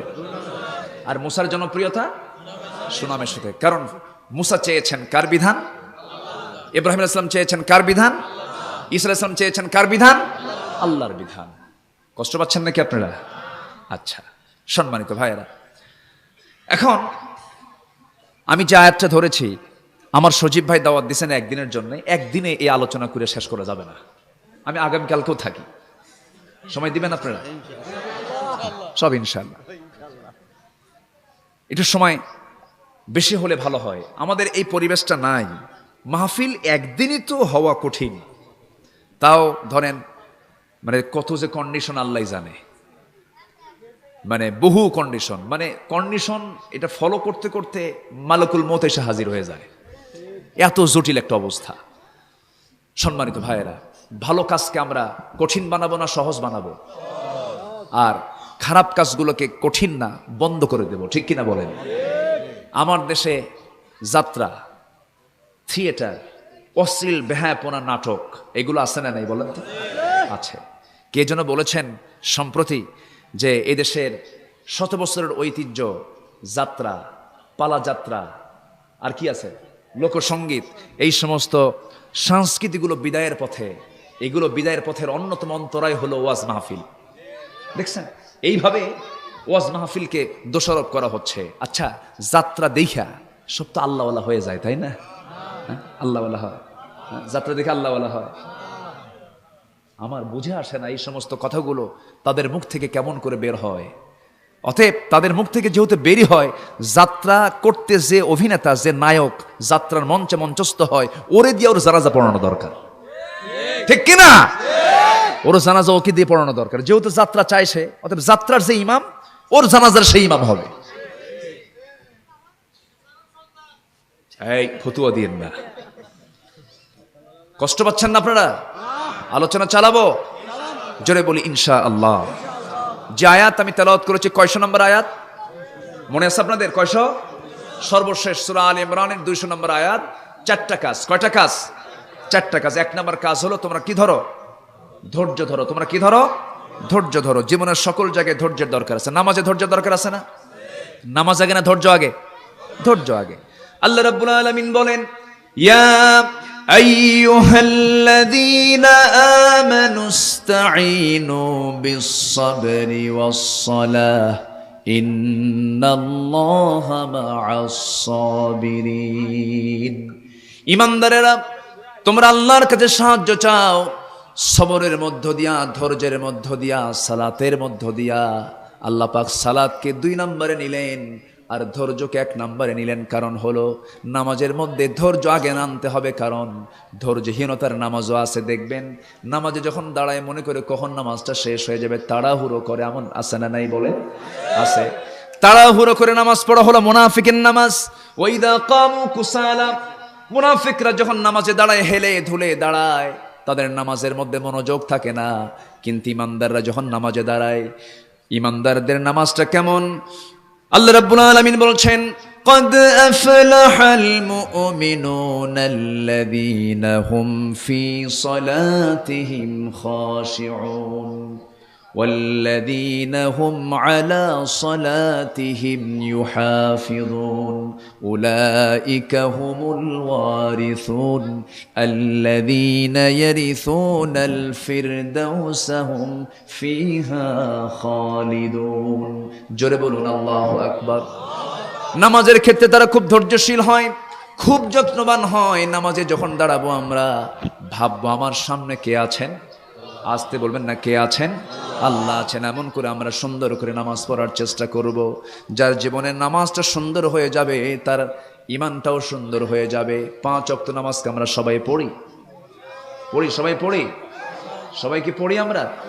একটু হাত তুলে দেখেন তো কারা কারা পড়ি, কারা কারা পড়বো। পড়ি বললে অনেকের হাত উঠবে না। পড়বো, আজকে থেকে আর ছেড়ে দেব না। 5 ওয়াক্ত নামাজ, মাহফিল সার্থক হয়ে যাবে। একটু হাত উঁচু করে দেখান তো, জোরে বলি, ইয়া আল্লাহ, ইয়া আল্লাহ, ইয়া রহমান, ইয়া রহিম। আমাদেরকে 5 ওয়াক্ত সালাত আদায় করার তৌফিক তুমি আল্লাহ দিয়া দাও। জোরে বলি আমিন। আরো জোরে আমিন, আরো জোরে আমিন। হাত নামান। সম্মানিত ভাইরা, ধৈর্য 3 প্রকার। এখন আসি, ধৈর্যের তো হালকা কিছু বয়ান হলো, এখন ধৈর্যের প্রকার ভেদের দিকে চলে আসি। ধৈর্য 3 প্রকার। কয় প্রকার বলেন? ধৈর্য 3 প্রকার। আমি একটাও কিন্তু বলিনি। একটু বসুন, একটু টাইম দিতে হবে আমাকে।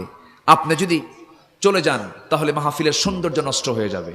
আমরা শেষ পর্যন্ত, শেষ অবধি, শেষ তক আমরা মোনাজাত করে বিদায় নেব। জোরে বলি ইনশাআল্লাহ। আজকের দিনটা ছিল কিসের দিন? কিসের দিন? জুমার দিন ছিল। জুমার দিন গত হয়েছে। জুমার দিন সবচেয়ে শ্রেষ্ঠ দিন, যে দিনে মারা গেলে কবরে কোনো আযাব হয় না। একটু আস্তে কোন সুবহানাল্লাহ। জুমার রাতে মারা গেলে কবরে কোনো আযাব হয় না। আল্লাহ পাক 5 শ্রেণীকে কবরে কোনো প্রশ্নই করবেন না। আল্লাহ 5 শ্রেণীকে কবরে কোনো প্রশ্ন করবেন না। কয় শ্রেণী বলেন? শুনবেন সবাই ইনশাআল্লাহ। এবছর না সামনের বছর? এবছর। এখনই। ধৈর্য কয় প্রকার? 5 প্রকার। ধৈর্য, আমি কিন্তু এই মাহফিলকে আমি ক্লাস মনে করি। আমি এই মাহফিলকে আমি ক্লাস মনে করছি। কেন? যারা বসে আছেন আমি সবাইকে দেখতে পাচ্ছি। কিছু কিছু মাহফিল আছে যে মাহফিলের ভলেন্টিয়ারের সংখ্যা যত, এখানে শ্রোতা অত নাই। এরকম মাহফিল কিছু আছে। তবে না, মাহফিল কোনোটাই ছোট নয়। কারণ নূহ আলাইহিস সালাতু ওয়াস সালাম তিনি 900 বছরের দাওয়াত দিয়ে তার হাতে মুসলমান হয়েছে মাত্র 70 জন। কয়জন? 70 জন। 900 বছরের দাওয়াতের রেজাল্ট হলো ইসলাম কবুল করছে কয়জন? 70 জন। হতাশ হওয়ার কোনো কারণ, হতাশ হওয়ার কোনো কারণ নেই। যে কজন আছি আমরা, এই কজন যদি দোহারকে মাথায় নিয়ে যদি গর্জে ওঠে, প্রত্যেকটি জায়গায় ইসলামের রূপ চলে আসবে। ঠিক কি না? আবু বকর কয়জন হয়? আবু বকর কয়জন? ওমর কয়জন? ওসমান কয়জন? আলী কয়জন? আমাদের তো সবই ছিল। আমরা এক একজন আবু বকর হয়ে যাব, ওমর হয়ে যাব। আমরা আবু বকরের মতো দানবীর হব। আবু বকরের মতো দৃঢ়চেতা হব, ওমরের মতো সাহসী হব, ওসমানের মতো উদার হব, আলীর মতো লড়াকু সৈনিক হয়ে বাতিল শক্তির মোকাবেলা করব আমরা। আল্লাহ তুমি কবুল করো, জোরে বলি আমিন। আমাদের সব ছিল, কিন্তু আমরা সব হারিয়ে ফেলেছি। আমাদের সেই উদ্যমতা, আমাদের সেই সাহস, আমাদের সেই শক্তি আমরা হারিয়ে ফেলেছি। না, ধৈর্যের পিরামিড আমরা হব এক একজন। ধৈর্যশীলতা নিয়ে সামনের দিকে এগিয়ে যাব, একদম কার সাহস নিয়ে, কার ক্ষমতা নিয়ে? আল্লাহর ক্ষমতা নিয়ে সামনের দিকে এগিয়ে যাব। রসুলের দিনকে নিভিয়ে দেওয়ার জন্য কি মাস্টার প্ল্যান করেছিল চিন্তা করুন। কি না করেছে আবু জেহেল। যে রাতে তার হিজরত হবে, তার আগের রাতের বৈঠকে চূড়ান্ত হলো মুহাম্মাদের কাল্লা কেটে আনো। নাউজুবিল্লাহ বলবেন না? তাকে হত্যা করা হবে। তার নগর রাষ্ট্রের আইন পাশ করে সিদ্ধান্ত হলো পৃথিবীর শ্রেষ্ঠ মানুষের হত্যা। আইন পাশ করলো। আমার নবীকে আল্লাহ তাআলা অর্ডার দিলেন, হে রাসূল, আপনি হিজরত করুন, আপনি মদিনার দিকে চলে আসুন।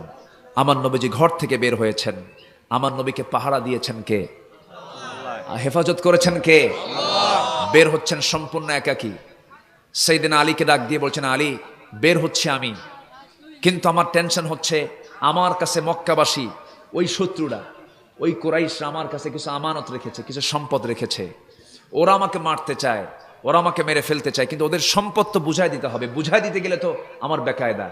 আমি তোমাকে সম্পদগুলো তুমি সব বুঝে নাও, কালকে সকালবেলা সবার হাতে হাতে পৌঁছায় দিবা। যে মক্কার মানুষ রসুলকে হত্যার পরিকল্পনা করে, আর সেই মক্কার মানুষকে রসুল তাদের সম্পদ ফেরতের চিন্তা করেন। একটু আসতে বলি সুবহানাল্লাহ। শুধুমাত্র এইটুকুন আমার নবীজির এই গুণকে রেসপেক্ট করে অনেক বিধর্মী কালেমা পড়ে মুসলমান হয়ে গেছে। আমার নবীজি আস্তে করে বের হয়ে পড়লেন। ধৈর্যের দরকার আছে না নাই? আচ্ছা, কি ধৈর্য দেখেন। যেই মক্কায় তিনি ছিলেন 53 বছর, তার 53টি বসন্ত পার হয়েছে মক্কায়। কাবা দেখে দেখে বড় হয়েছেন। মাতৃভূমি কেউ কি ছাড়তে চায়? নিজের ঘর কেউ ছাড়তে চায় না। নবীজি বের হচ্ছেন, বের হয়ে ভাবতেছেন যে কি করা যায়। সামনের দিকে তাকায় দেখেন সব অস্ত্রে শস্ত্রে সজ্জিত, সব তরবারি নিয়ে দাঁড়ায় আছে। আমার নবীজি একটু ধৈর্য হারা হলেন না, একটু ভীত হলেন না, কারণ আমার সঙ্গে কে আছেন? ইন্নাল্লাহা মাআস সাবিরিন। সবাই তো আমরা জানি। এরপরে তো ইন্নাল্লাহা মাআস সাবিরিন কয়া যা ইচ্ছা তাই করি। রোজার মাসে রোজা রাখি, তাই না? রোজার মাসে রোজা রাখি, বিকেল বেলা মেজাজ গরম, শোন রোজা কিন্তু আছে, তাছাড়া তো খাইয়া ফেলাতাম। এরকম আছে না? কথা বলেই ফেললো, আবার ধৈর্যশীল। আচ্ছা, আমার নবীজি সামনের দিকে তাকায় দেখেন যে ওরা সব তার দিকে তাকায় আছে, কিন্তু রসুল তাকে দেখতে পাচ্ছেন, কিন্তু ওরা রসুলকে দেখতে পাচ্ছে না। সুবহানাল্লাহ বলবেন না? রসুলকে দেখতে পাচ্ছে না, কিন্তু বুঝতে পারছে কে যেন বের হয়ে যাচ্ছে। আমার নবীজি হাতের ভিতরে এক মুষ্টি বালু নিলেন, নিক্ষেপ করলেন একদিকে। সমস্ত শত্রুর চোখে ওই বালুর কণাগুলো আল্লাহ নিজ কুদরতে পৌঁছায় দিলেন। তরবারি ফেলে দিয়া 2 চোখ ডলে। তরবারি ফেলে দিয়ে কি করে? 2 চোখ ডলে। আমার রসুল সামনে দিয়ে বের হয়ে আসে। পায়ে হাঁটার আওয়াজ ওদের কানে যায়, কিন্তু ধরার কোনো কায়দা নেই, চোখ বন্ধ।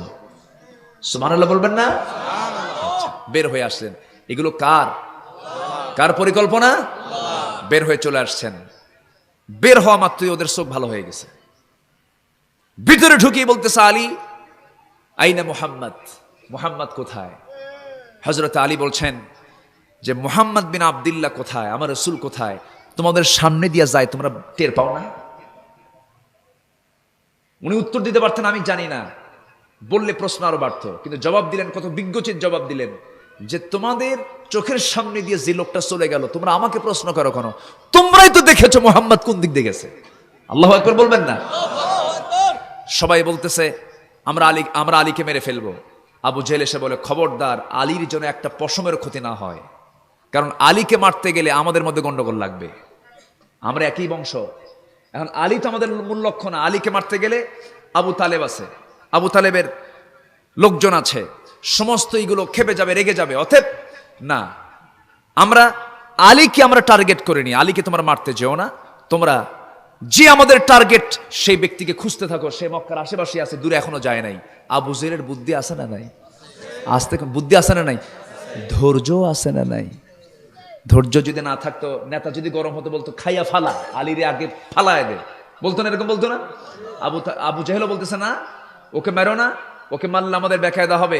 মূল টার্গেট হচ্ছে মুহাম্মদ সাল্লাল্লাহু আলাইহি ওয়াসাল্লাম। কিন্তু আবু জেহেলের তার ধৈর্য কাজ করেছে হলো শয়তানের দলে। কার দলে? শয়তানের দলে। আমার ভাইয়েরা, কারণ সংগ্রাম তো দুই প্রকার। والذين آمنوا يقاتلون في سبيل الله والذين كفروا يقاتلون في سبيل الطاغوت।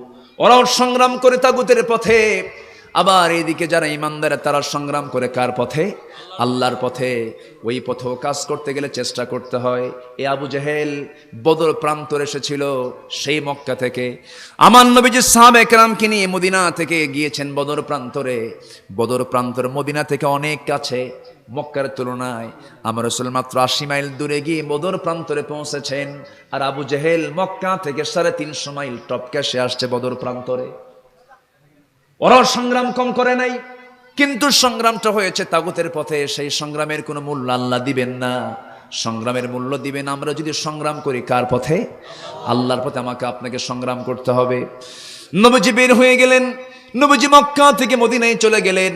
একজন সাহাবী আমার নবীজিকে হিজরতের কথা শুনে তিনি আর দেরি করলেন না। তিনিও বললেন আমিও থাকবো না, আমিও চলে যাব। বউকে বলেন বউ আমার চলো, কেন আমি বাপদাদার ধর্ম ছাড়বো না।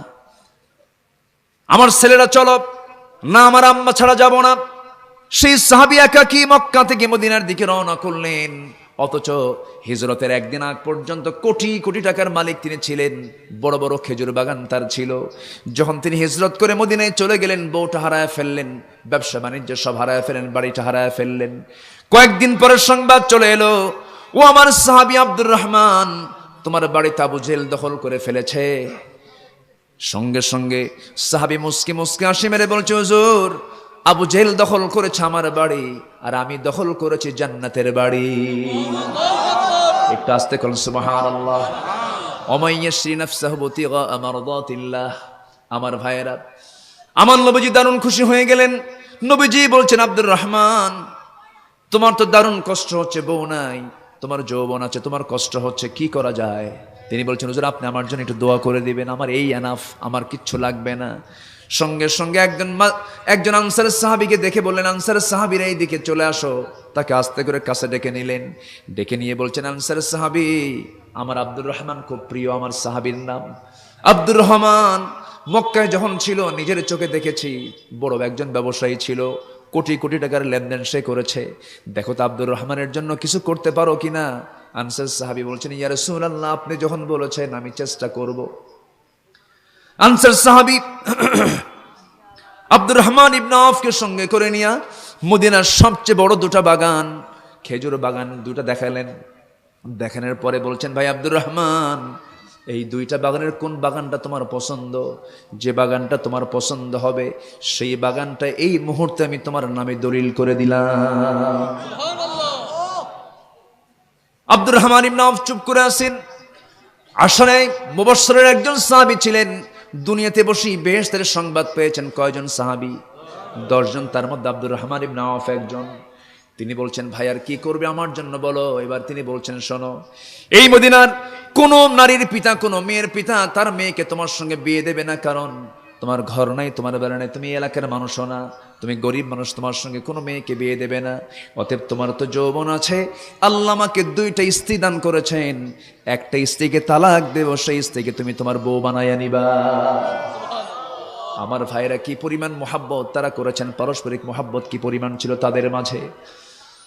আব্দুর রহমান ইবনে আওফ মুস্কি হাসি মেরে আনসার সাহাবীকে বুকের সঙ্গে জড়িয়ে ধরে বলছেন, ভাইরে খেজুর বাগান আমাকে দিতে হবে না, আমার জন্য তোমার বউ তালাক দেওয়া লাগবে না, আমাকে একটু বাজারে দেখিয়ে দাও, ব্যবসা দেখিয়ে দাও, আমি ব্যবসা করব। তখন তাকে ছোট্ট একটা ব্যবসা দেখিয়ে দেওয়া হলো। ব্যবসা করতে করতে করতে করতে কয়েক মাসে তিনি কয়েক রতি সোনা কামাই করলেন। সাহাবীরা ব্যবসা করেছেন, আমরাও ব্যবসায়ী হব, জোরে বলি ইনশাআল্লাহ। আরো জোরে বলি ইনশাআল্লাহ। চাকরিজীবীতে বরকত বেশি না ব্যবসায় বরকত বেশি? কোন ধনী মানুষকে গালি দিবেন না। আমার দেশে কিছু কিছু লোকের ধারণা ধনী মানুষ খারাপ, ভুল কথা। ধনী ছিলেন ওসমান রাদিয়াল্লাহু তাআলা আনহু, ধনীকে গালি দিবেন ওসমানকে গালি দেওয়া হয়ে যাবে। ধনীকে গালি দিবেন আল্লাহর পয়গম্বর সুলাইমান আলাইহিস সালাতু ওয়াস সালামকে গালি দেওয়া হয়ে যাবে। সুলাইমান আলাইহিস সালাতু ওয়াস সালাম এত বড় ধনী ছিলেন, রানী বিলকিস যখন সুলাইমান আলাইহিস সালাতু ওয়াস সালামকে খুশি করার জন্য 6টা স্বর্ণের ইট নিয়ে এসে যখন রাষ্ট্রদূত কর্তৃক যখন তাকে গিফট করার জন্য নিয়ে আসতেছিল, তার দরবারে যখন ঢুকতে নিয়ে 6টা ইট সুলাইমান আলাইহিস সালাতু ওয়াস সালামকে উপহার স্বরূপ দিতে নিচ্ছিল, সেই সময় রাষ্ট্রদূত দেখে, রানী বিলকিসের রাষ্ট্রদূত এসে দেখে সেই 6টা ইট এরকম লক্ষ লক্ষ ইট সুলাইমান আলাইহিস সালাতু ওয়াস সালামের দরবারে মাটিতে পাড়া আছে। যেরকম সুবহানাল্লাহ, মাটিতে ছড়ানো আছে লক্ষ লক্ষ ইট, তার দরবার সাজানো সোনার ইট দিয়ে সাজানো। তো আল্লাহর পয়গম্বররা ধনী ছিলেন, সাহাবীরা ধনী ছিলেন, আমার নবীর স্ত্রী আম্মা জান খাদিজা রাদিয়াল্লাহু আনহা ধনী ছিলেন। তো আপনি ধনীকে গালি দিবেন কেন? ধনীর দরকার আছে না নাই? ইসলাম বিজয়ের জন্য, ইসলামের কাজের জন্য ধনীর দরকার আছে না নাই? ব্যবসার দরকার আছে না নাই? আছে। খালি আমরা ওয়াজ শুনবো গরিব গরিব। ইসলাম দারিদ্রতা শেখায় না, ইসলাম দুর্ভিক্ষে বিশ্বাসী নয়, ইসলাম সমৃদ্ধ উন্নতি সমৃদ্ধিতে ইসলাম বিশ্বাসী। আল্লাহু আকবার বলেন। কষ্ট পাচ্ছেন আপনারা? আচ্ছা, আব্দুর রহমান ইবনে আওফ রাদিয়াল্লাহু তাআলা আনহু তিনি কি করলেন? ব্যবসা শুরু করলেন, বরকত হয়ে গেল। এমন বরকত হলো, কয়েক রাতে সোনা কামাই হলো। সোনা কামাই হওয়া মাত্রই তিনি ভাবলেন আমার জরুরি কাজটা সেরে নেই, বিয়ে শাদী করলেন। একটা মেয়ে পছন্দ হয়ে গেল, সাক্ষী হাজির করে ইজাব কবুলের মধ্য দিয়ে বিয়েটা সম্পূর্ণ হলো। বিয়ে করার 3 দিন কি 4 দিন পর, বিয়ে করার পরে প্রত্যেকটা বান্দার চেহারার মধ্যে একটা আল্লাহ তাআলা একটা সুন্দর রূপ দিয়ে দেন না? বলি আলহামদুলিল্লাহ। সৌন্দর্য চলে আসে, একটা রূপ চলে আসে, নূর চলে আসে। এটা কার নিয়ামত? আসতে বলবেন না কার নিয়ামত? আর বিড়ি খেলে কোন নিয়ামত আসে? বিড়ি খেলে কি হয়? ঠোঁট কি হয়? কালো হয়ে যায়, ঠোঁট কালো হয়। বালা মান কাসাবা সাইয়্যাতাও ওয়া আহাতাত বিহি খাতিআতুহু। তুমি পাপ করবা, পাপ তোমাকে ঘেরাও করে ফেলবে। বিড়ি খাবা, তোমার বিড়ির চিহ্ন ঠোঁটে আসবে। মদ খাবা, মদের চিহ্ন তোমার চোখে আসবে। আসে না নাই? আসে কি না? আসে না কিনা? আসে। বিয়েতে বরকত কত দেখেন। আব্দুর রহমান আওফ বিয়ে করে 3 দিন পর সুন্দর সুগন্ধি লাগায়া নবীর দরবারে হাজির হয়ে আসসালামু আলাইকা ইয়া রাসূলুল্লাহ বলে সামনে বসে গেলেন। রাসূল বললেন, আব্দুর রহমান তোমার কাপড় চোপড় নতুন দেখতেছি, চেহারাও খুব চকচকা মনে হচ্ছে, এত সুন্দর চেহারা হয়ে গেছে মাশাআল্লাহ, তুমি কিছু ঘটাইছো নাকি?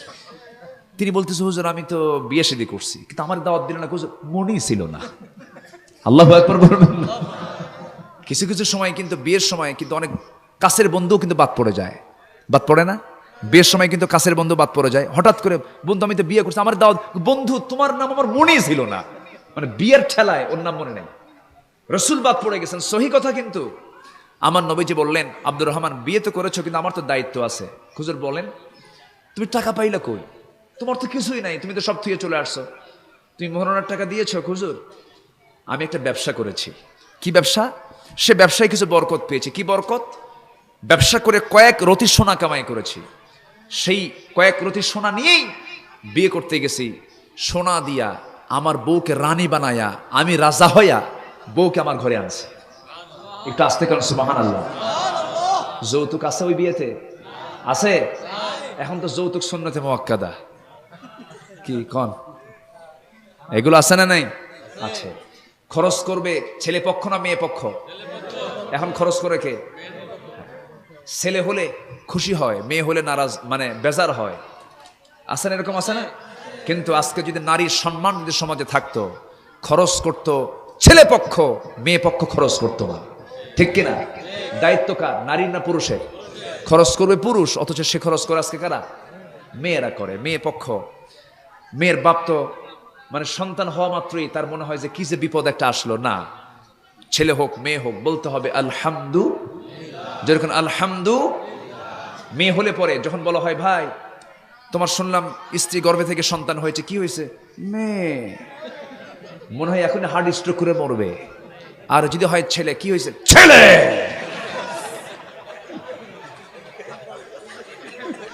ভাবসাব যে এখনই 10 লাখ চাইয়া বসে আছে। আছে না নাই? এই ভয় খাইছো নাকি? হেৎ, এই ধমকে ভয় খাইলে তুমি সামনে যাবা কেন? কষ্ট পাচ্ছেন আপনারা? সজীব ভাই, শেষ করে দিলাম, আরো চালাবো? আলোচনা চলো, হুজুর মরুক। জি জি অবশ্যই, আমরা বসে গেছে। ভাইজান কই যান? এই যে হেলমেট নিয়ে কই যায়? বসেন বসেন, বসে যান, বসেন বসেন বসেন।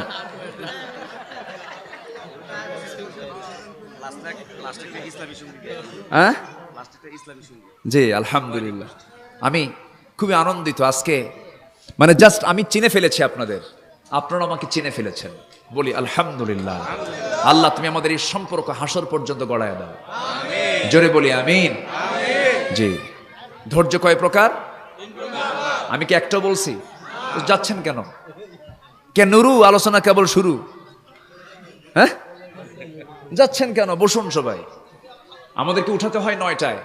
9টায় উঠালে একটু যৌবনকালে আলোচনা করা যায়।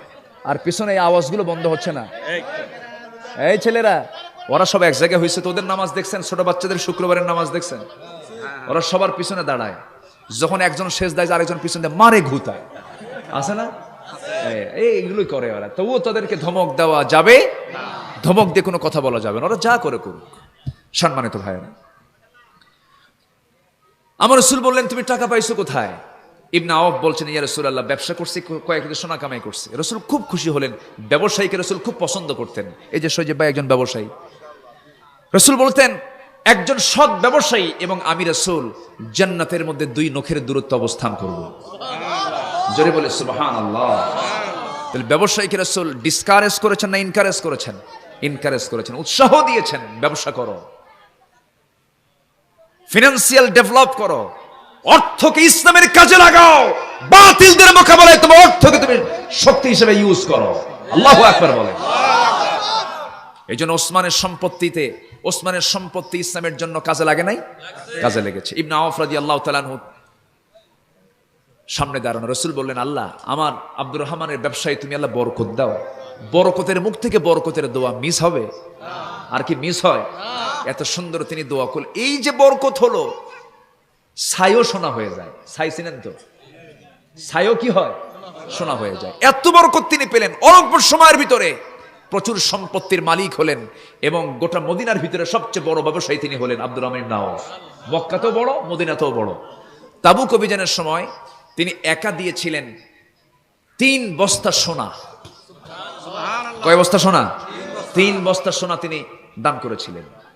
মৃত্যুর সময় তিনি এত সম্পদ রেখে যান, এত পরিমাণ সোনা তার বরাদ্দ ছিল যে তার ছেলেরা কুড়াল দিয়ে কেটে কেটে সোনা ভাগ করছে। কুড়াল দিয়ে কেটে কেটে। আল্লাহু আকবার বলবেন না?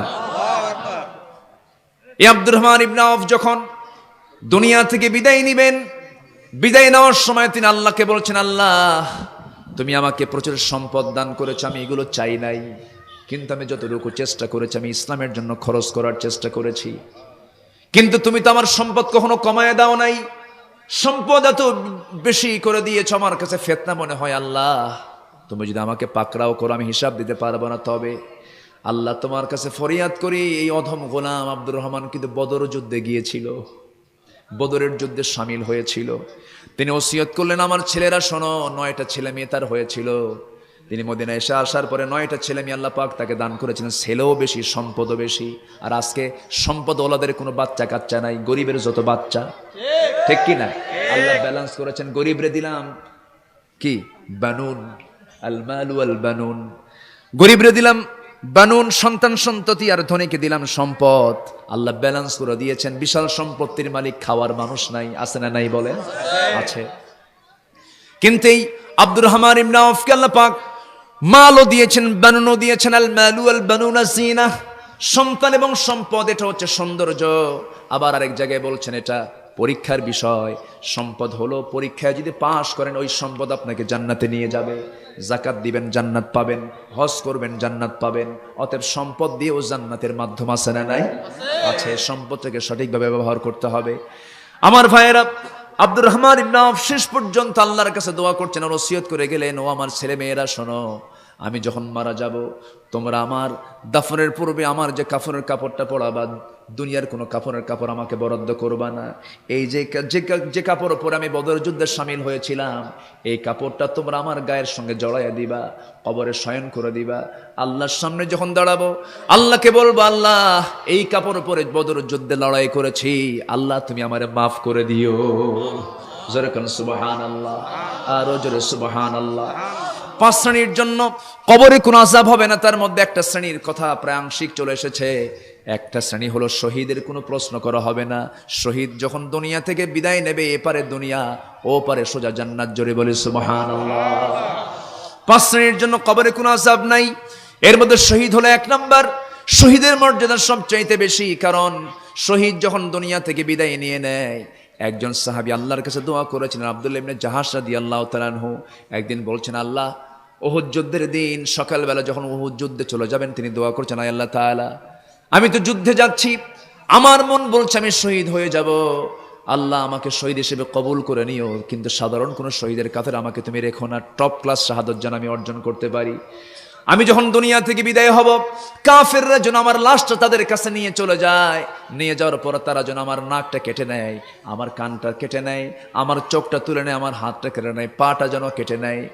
এই জন্য কেটে নেয় আল্লাহ, আমাকে যখন অঙ্গহানি করে তারা লাশটাকে বিকৃত করে ফেলবে, সেই বিকৃত লাশ নিয়ে যখন আমি কিয়ামতের দিন হাসরের ময়দানে তোমার সামনে হাজির হব, আল্লাহ তুমি আমাকে প্রশ্ন করবে, ফিমা যদি আনফুক ও উদুনুক, তোমার নাক কাটা কান কাটা কেন, কি জন্য তোমার আজকে সবার মধ্যে অন্যরকম দেখা যাচ্ছে? সেই সময় বলবো, আল্লাহ ধৈর্যের পরিচয় দিয়ে, সবরের পরিচয় দিয়ে, ইয়া আইয়ুহাল্লাযীনা আমানুসবিরু ওয়া সাবিরু ওয়া রাবিতু, পাহারা দিয়েছে, ধৈর্যশীলতার পরিচয় দিয়েছে, যুদ্ধে ইস্তেকামাত রেখেছি, আমার কদমটাকে মজবুত রেখেছি।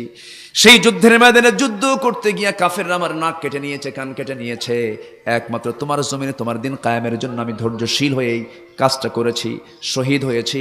আল্লাহ সেই সময় বলবেন, ও বান্দা আজকে তোর ব্যাপারে কোনো প্রশ্ন নাই, কোনো আযাব নাই, কিচ্ছু নাই, আজকে সরাসরি তোকে আমি আল্লাহ জান্নাত দিয়ে দিলাম। জোরে বলে সুবহানাল্লাহ। 5 শ্রেণীর জন্য কবরে কোনো আযাব, কবরে কোনো প্রশ্ন। নাম্বার 2 হলো সীমান্ত যারা পাহারা দেবে তাদের জন্য কোনো কবরে আযাব হবে না। নাম্বার 3 হলো জুমার দিন যারা মারা যাবে তাদের জন্য কোনো আযাব হবে না। তবে মুনাফিক মরলে খবর আছে, মুনাফিক মরলে, বেনামাজি মরলে পরে খবর আছে।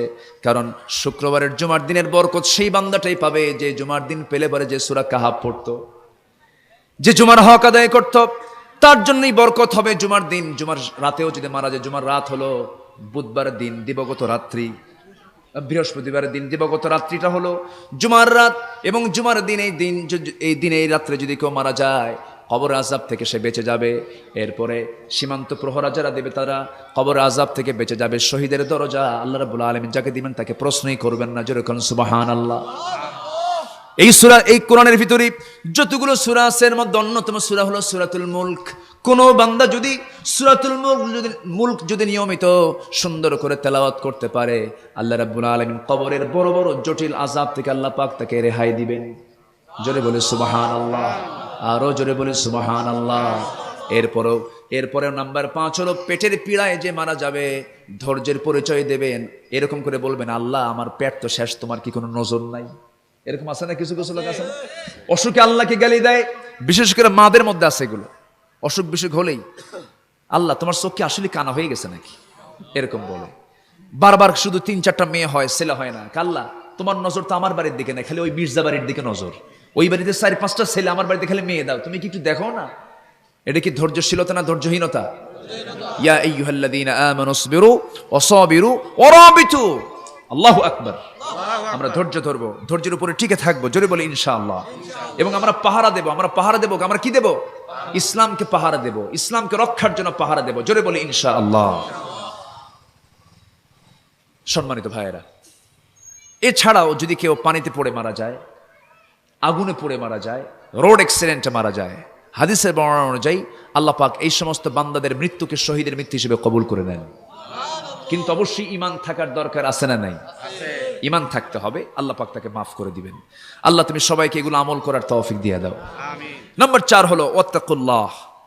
যে আয়াতটা আমি তেলাওয়াত করেছি আজকে, কত নম্বর আয়াত বলেছে বলেন তো? সর্বশেষ এবং 200 নম্বর আয়াত। লাস্ট মেসেজ হচ্ছে ওয়াত্তাকুল্লাহ, তোমরা ভয় করো কাকে? কাকে ভয় করো? আল্লাহকে ভয় করো। ওয়াত্তাকুন, ওয়াত্তাকু শব্দটার মূল মাদ্দা হচ্ছে ওয়াকিয়ুন, মানে বেঁচে থাকা, বিরত থাকা। গ্রামের অঞ্চলে বাঁশঝাড় আছে, বাঁশঝাড় আছে না? এই বাঁশঝাড়ে যদি কেউ এপার থেকে ওপারে যেতে চায়, চোখ বন্ধ করে যদি বাঁশঝাড়ে দৌড় মারে, ওর হাত থাকবে, ওর চোখ থাকবে, ওর চামড়া ঠিক থাকবে? সে অসুস্থ হয়ে পড়বে। ওই বাঁশঝাড়টাকে অতিক্রম করার জন্য তাকে কি করতে হবে? আগে হাতটা দিয়ে ওই ডালপালাগুলো সরায় দিয়ে দিয়ে আস্তে আস্তে চিন্তা ফিকির করে বেছে নিয়ে তার শরীরকে রক্ষা করে, তার চোখকে রক্ষা করে আস্তে করে তাকে বাগান অতিক্রম করতে হবে। ঠিক তেমনই এই জাগতিক জীবনে যে বান্দা জীবন সংসার চালাতে গিয়ে, এই জীবন চালাতে গিয়ে যে ব্যক্তি সামনে একটা কদম ফেলতে নিয়ে ভাবে সুদ চলবে না, শিরিক চলবে না, বেদাত চলবে না, মানুষকে ঠকানো চলবে না, ওজনে কম বেশি চলবে না, ধাপ্পাবাজি চলবে না, 2 নাম্বারই চলবে না, তারপরে সিল উল্টাপাল্টা করা চলবে না, এগুলো সব বন্ধ, এগুলো করব না, সুন্দর করে সামনে চলবো, এটার নাম হলো মুত্তাকি, এটার নাম হচ্ছে আল্লাহর ভয়, এটার নাম হচ্ছে তাকওয়া। আমার কথা কি বোঝা গেল? অনেক লম্বা আলোচনা ছিল, আমি শর্ট করে বললাম। ওয়াত্তাকুল্লাহ, তোমরা আল্লাহকে ভয় করবে। লাআল্লাকুম তুফলিহুন, আশা করা যায় তুমি সফল হবে। এটা কার কার পরামর্শ? আল্লাহ যদি বলেন যে সফল হবে, সেই সফলতায় কোনো মিস আছে? কোনো মিস আছে? মিস নেই। ধৈর্যের মধ্যেই জান্নাত, ধৈর্যহীনতায় কোনো জান্নাত নেই। ধৈর্যহীনতায় ঈমান টিকতে পারে না। আমরা ধৈর্যশীলতার পরিচয় দেব জীবনের সকল জায়গায়। জোরে বলি আল্লাহুম্মা আমিন। ইয়াশাবাদ কামনা করে যতটুকু হয়েছে বলি আমরা আলহামদুলিল্লাহ। যে যেখানে আছেন আমরা সবাই বসবো। মাহফিল 3 বছর। মাহফিল কয় বছর এটা? 3 বছর। আগামীতেও হবে। সবাই চান নাই মাহফিল হোক? আচ্ছা, আসুন আমরা দোয়া করব। আমরা চাইবো কার কাছে? জি হ্যাঁ, আপনি কথা বলবেন একটু। আমাকেও রাখিও রহমান, যারা কোরআনের আহ্বানে নির্ভীক, নির্ভয়ে সব করে দান, নির্ভয়ে সব করে দান।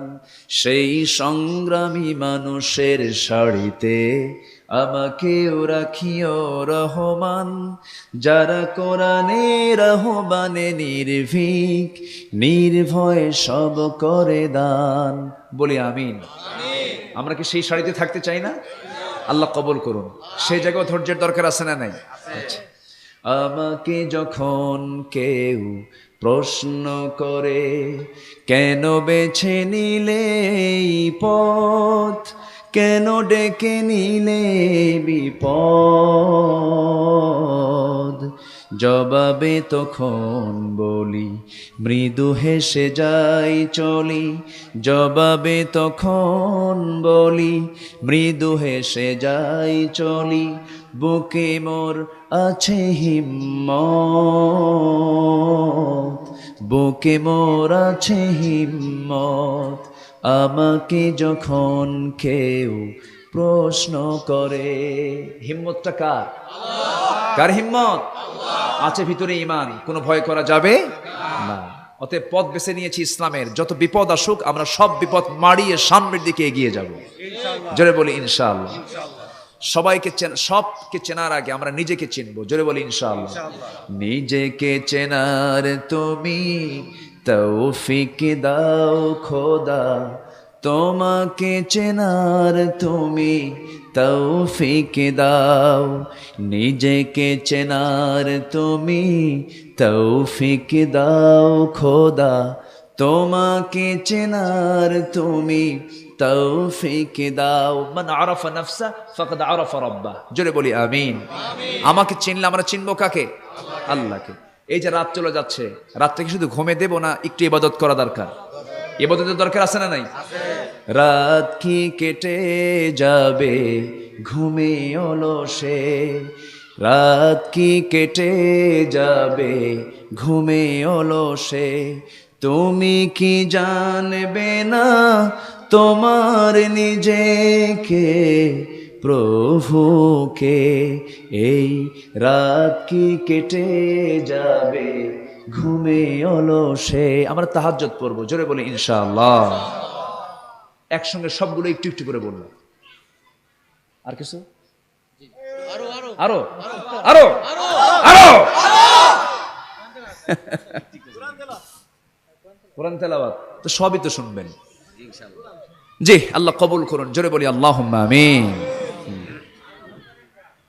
আজান আজান দেব, হ্যাঁ আজান, সব তো ফজরের জন্য উঠে আসবে, আবার এটা বিপদ আবার।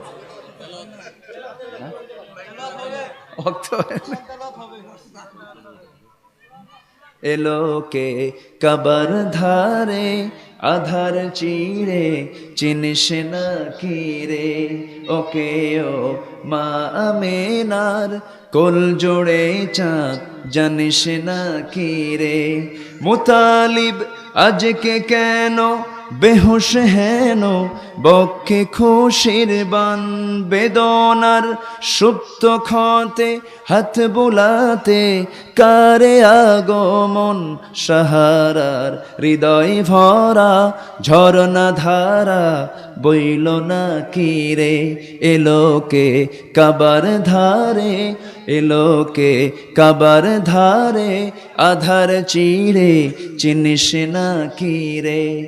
কে সে লোক? কে? মুহাম্মদ সাল্লাল্লাহু আলাইহি ওয়াসাল্লাম। এত সুন্দর গজলগুলো ভাল লাগে না? আমরা কিসের অশ্লীল কুরুচিপূর্ণ গানের দিকে কিছু কিছু যুবককে আমরা ঠেলে দিচ্ছি। আমরা ইসলামকে লালন করব, জোরে বলি ইনশাআল্লাহ।